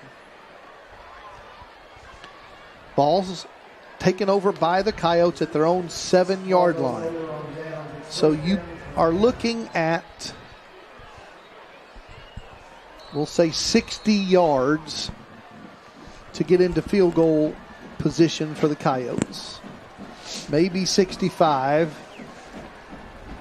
Robert, you mentioned we had some wind earlier in the pregame. It was really windy down on the field, but nothing at this point. Not enough to really affect their kicker. He's got a great leg. 3:01, they hand the ball off on 1st down and get about a half-yard gain. Very conservative play call there by Coach Parr. We'll give him a single-yard gain, and the clock is rolling. 2:45, and the Coyotes are not in a hurry. Gain of 1, second and 9. Shall I say it again? They are not in a hurry. 2:35 and counting. Second and 9. 4 receivers. Now Williams steps up, rolls to his right. He's going to keep the football. He's going to have a breakaway and a shoestring tackle. That could have been dangerous. He might have gone to the house. First down, Coyotes, but it could have been a lot more than that. Spotted at the Coyote 23. Game clock 2:16, 2:15 and counting. Coyotes with 2 timeouts remaining, down by 3 points. Ziondre Williams pump fake, throws a 7 route, and he's going to make a catch. Beautiful and throw. A first down. Good catch there for the Coyotes by Ace Traylor, and it's a first down at the Coyote 39. Good throw, as you said. 7 route, easy money. Good play by the state-winning quarterback from a year ago. No panic. They know what they want to do. You just need to step up. At their own 39, 2:04 and counting. They're going to throw it to the right side. It's caught again by Traylor, and he's going to have right at the sticks for a first down. Now they're already at midfield. Now you get into a serious contemplation about field goal range. They probably need 25 yards to get into field goal range at this point. 1:47 and counting. Twins to both sides. Straight drop back. Williams has pressure. Get the ball. He's going to go down. Get the ball. Loose. Yes. Ball's loose. And Cardinal football. It is not, sir. The Coyotes football, they're telling us. That's not true. Somebody's fibbing. And the Coyotes have it. The clock is rolling, and now Coach Parr has to call another timeout. Timeout. Look where that happened. He runs Second timeout of half. the clock after his own fumble recovery. Yeah. It happened in the twilight zone again. Yes, we're really back there. We are. I don't know how we didn't come up with that. There was nothing but red around that ball. We have a timeout by the Coyotes. We're going to take a breath here and see a great sponsor, and we'll be right back. Are you crazy for cards? Because we are! Upgrade to the VIP package. And we'll deliver it to You!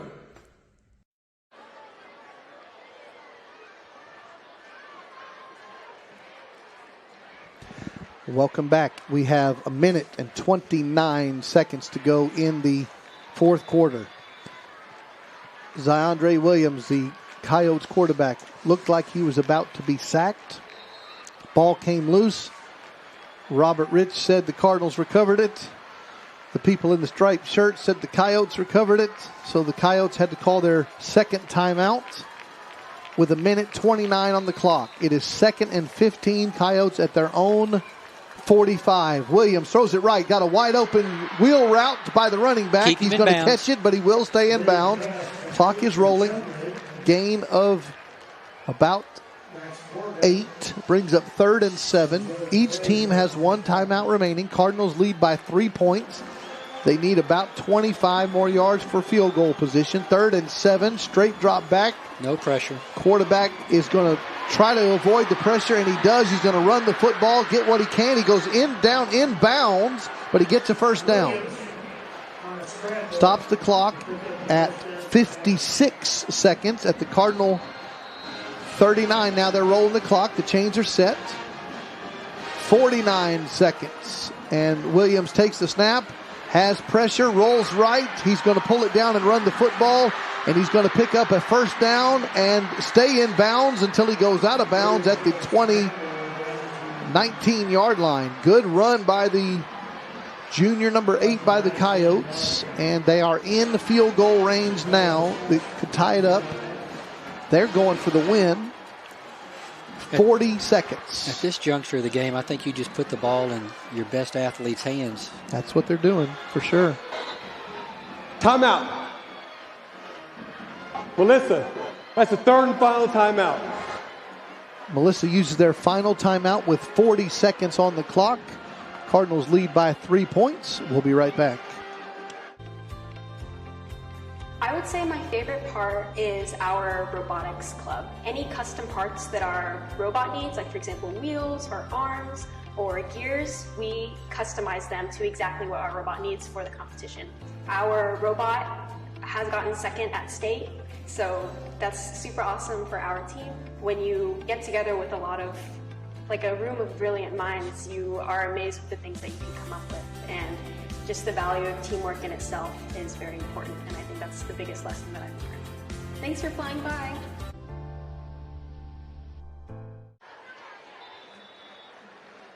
Welcome back here to our broadcast booth at Coach Kenny Deal Stadium. We have 40 seconds on the regulation clock. Cardinals lead the Coyotes of Anna High School 21-18. This is the Melissa Cardinals Network. And we have Coyotes first down and 10 at the Melissa 19. They are in field goal range now to try to tie it up, but they have a 1st and 10. And they're going for the win. Their quarterback, Williams, has the time in the pocket. The ball is loose. The question is, was it a forward pass? There's a scramble for the possession of the football. We're going to see who has it. And now then the Cardinals have it. Come on. We're going to see. That is a Cardinal recovery. A Cardinal recovery. And there is Jason Frazier coming out of the pile with the ball. 27 seconds to go. And the Coyotes, of course, are claiming that was a forward pass. There's no replay in high school football in Texas except in the championship game over there at Jerry World. So it is first down Cardinals. Take a knee and go to the house. Now, Great job. The Coyotes have one timeout, which if I'm Coach Parr, I'm going to make you do this a couple times. The Cardinals have first down and 10 at their own 28. 2 knees should win this district game and this rivalry game. Now this is where spread teams get a little bit nervous because you're not under center much. So do you do victory formation in the shotgun or do you do it under center? And Schuback is under center, victory formation. Cardinals will put a knee on the ground and see if the Coyotes call timeout. And they do not. 15 seconds to go. Robert, before we wind this clock down, we've got to name our offensive and defensive players of the game. And I will remind you, Brett Poole had 2 touchdown receptions in the first half. Yeah, I mean, I think that got the Cardinals off to a good start. Momentum was on our side early. We saw that we could throw the ball downfield, and he ate up a lot of grass. That was a big night for him. I support that if you support it. Yes, sir. And we've had a great DB job by Rocky Dunn, and Dabadne played well on both sides of the football. Who's your pick for the defense? I've got Rocky Dunn. I marked him pretty early in the game. He was bringing the wood tonight. Congratulations to Brett Poole for being our offensive player of the game and Rocky Dunn for being our defensive player of the game. And congratulations to the Melissa Cardinals who come out of this rivalry game with a victory. Your final score is Melissa 21 and the Coyotes 18. And the all-time series record between these two teams, this is now the 13th matchup. It's 12-1 Cardinals. Melissa moves to 4-1 on the season. They move to 3-0 in the district. The Coyotes fall to 1-3 overall, 0-2 in the district. So the defending state champs in purple, they've got some work to do to make the playoffs starting in the district 0-2. And the final score for the Cardinals, victory tonight, 21-18. We'll take a moment to look at the final stats. Schuback doesn't have his best night ever. 5 out of 15 passing. 2 touchdowns to Poole, and he has 1 interception. The freshman, Jeremiah Bear Tabor, finishes just shy of the century mark with 98 yards rushing. And we've already said that Brett Poole was the leading receiver tonight. House 3 catches for 128 yards, averaging 42 yards a catch. Yeah. And we know it could have been more. It could have been 4 touchdowns. That's right. He had a good night. It was a great victory in this rivalry matchup. Thank you for spending your Friday evening with us. Thanks to our referee in the booth, our official to give us some pointers, Mr. Gerard here. Robert, thanks for your time tonight. It was a good win.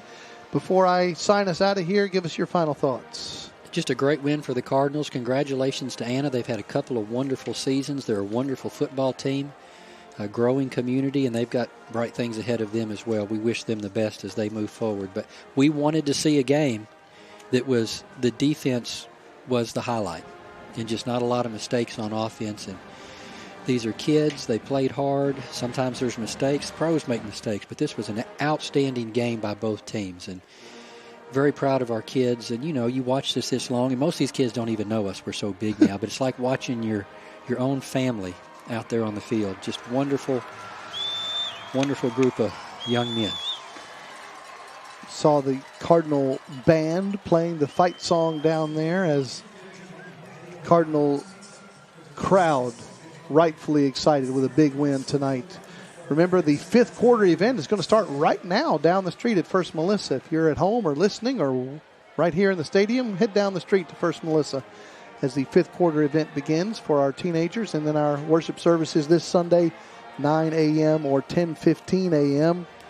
We're going to show you a few highlights of the ball game, including Jacob Wasserman's defensive end interception and some tough running there by Noah Schuback.